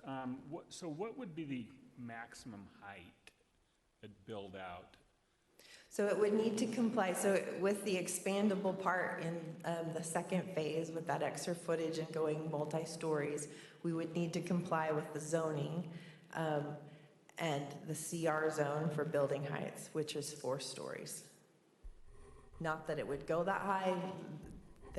but that would be the regulation. We can't really project what the demand's going to be at this point in time, but we would comply and be sensitive to the needs of the area. So 4 stories, so translate that into feet, what would that be? A story is typically 10 to 12 feet in a commercial building. Joe, how tall are they? So the maximum height in that zone is 4 stories or 80 feet, whichever is, so that's approximately what, I don't know if that equates to the height of their building, but that's the other maximum that they can't exceed. So potentially right along 40th West, across from Clay Butterfield's house, it could build out to 80 feet height? It would push further into the lot. back. There are some increased setback requirements as buildings increase in height, so it would not be out on 40th West. So, Yeah. And we couldn't take, with 160 usable feet that we're asking for, we couldn't make all of those buildings 4 stories. okay. And then, as part of this, do you have to go in and remove all of the infrastructure that was, bless you, Yes. that's, Yeah, we'll be tearing out and demolishing whatever's in there to make room for what it is. We'll also be taking care of the storm drain detention basin and the church's obligations, or the city's obligations to the church as it relates to this parcel. okay. And then, somewhat related, but not really, what's the plan with 40th West? Like, that's a street that needs improvement, and at some point, isn't it supposed to get realigned? It is. The plan is for it somewhere not too far past the point of this property. It will bend over through the Butterfield property, bend isn't right, would curve over and align to the roadway that the fire station, the public works building is on, to come to that signal, 4150. Obviously that's dependent on a lot of things happening, but that is the ultimate plan. The way that it connects those dots may change as far as its movement through the property. That is the long-term plan. With this project, we'll get some additional side treatment, sidewalk and curb and gutter on 40th, which will help somewhat as far as pedestrian movement, but that realignment, if you will, of 40th West is still a little ways down the road, no pun intended. So are there like benchmarks or triggers that would say, okay, this project is now driving sufficient traffic on 40th West that now we need to make improvements? Realign and widen and... Not explicitly for Riverton City, meaning we haven't set those thresholds. There are traffic levels that could certainly trigger that. Really for us, probably that trigger will be the development of the Butterfield property. The traffic levels that would drive the city to the point in needing to get out ahead of it, and with the expenditures that would be required, I don't see that happening ahead of Butterfield's moving forward with development. Okay. And then the only other request I'd have, and this is probably more for the city, because we've seen a number of development agreements. Some are quite robust, you know, and you look at like, on one hand, like the stuff at Mountain View, which is very well planned out, and there's a whole process, and then some of them, there's questions when it comes to the Planning Commission. And I would just ask that, you know, it be robust and include like the lighting plans, the traffic, drainage. Staff's goal is always to get as many of the details of a project nailed down as possible and made exhibits into the agreement. Yeah, I think I have had varying degrees of cooperation from developers over the years in getting those things assembled. Yeah. I have had great cooperation with this group in getting those sorts of things assembled, and what we anticipate is a detailed development agreement presented to the Planning Commission. And it's in light of some of those prior concerns that we want to give you a first look at it tonight. And remember too, as was brought up, a development agreement is an opportunity to make requirements or concessions or allowances that wouldn't otherwise be the case, but it is also in your recommendation to the council. Part of that will be, and I'll just use for example the building height. If you feel something less than 4 stories is an appropriate limitation on height, you'll be able to recommend that in what moves forward to the council. So we'll also try to make sure when this comes back to you that we've sort of highlighted those questions, those areas where we need specific, you know, input or decisions from the commission, but also we'll make sure that it comes to you with enough time to absorb it. And this will be less robust than previous ones. Again, some of the more complicated issues have to do with vacating the right-of-way and things that aren't material to the site plan, but just require some verbiage in the development agreement. Okay. This thing's been sitting since 2007. As Jason said, various people have come in and tried to move and do things with it. Extra space in conjunction, obviously the financial backing is now here to make something move forward. Yes. What's your timeline?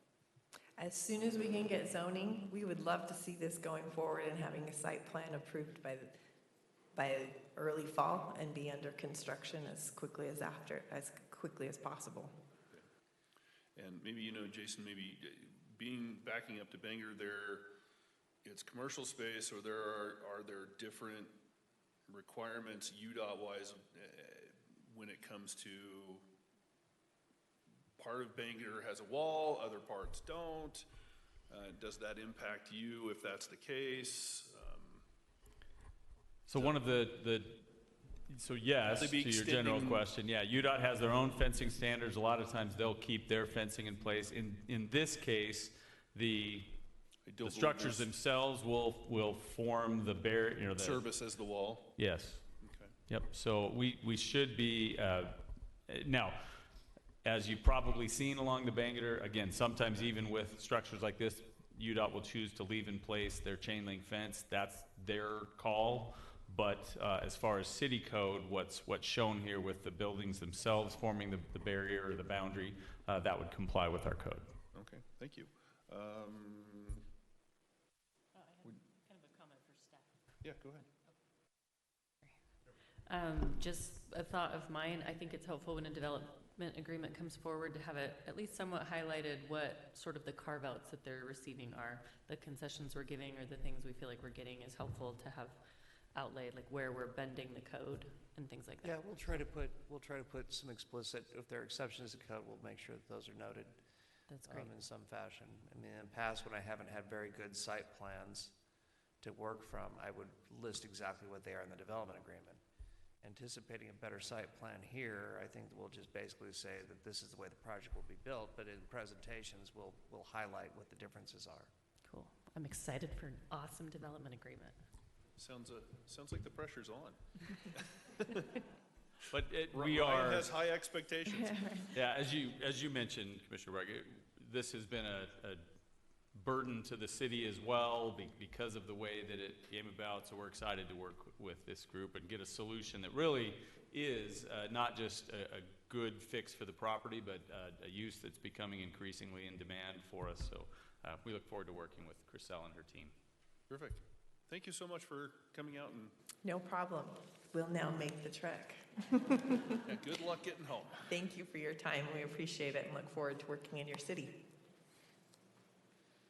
All right, at this point, we are ready to have the approval of the January 9, 2025 Planning Commission meeting minutes.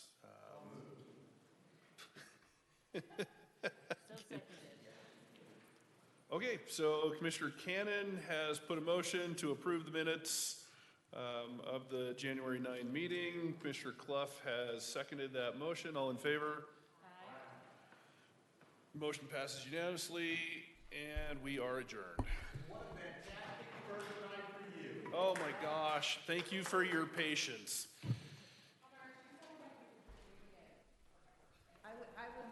I've been to many. You guys are awesome.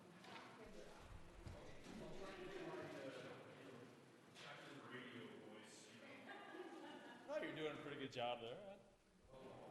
Well, everyone, drive safe.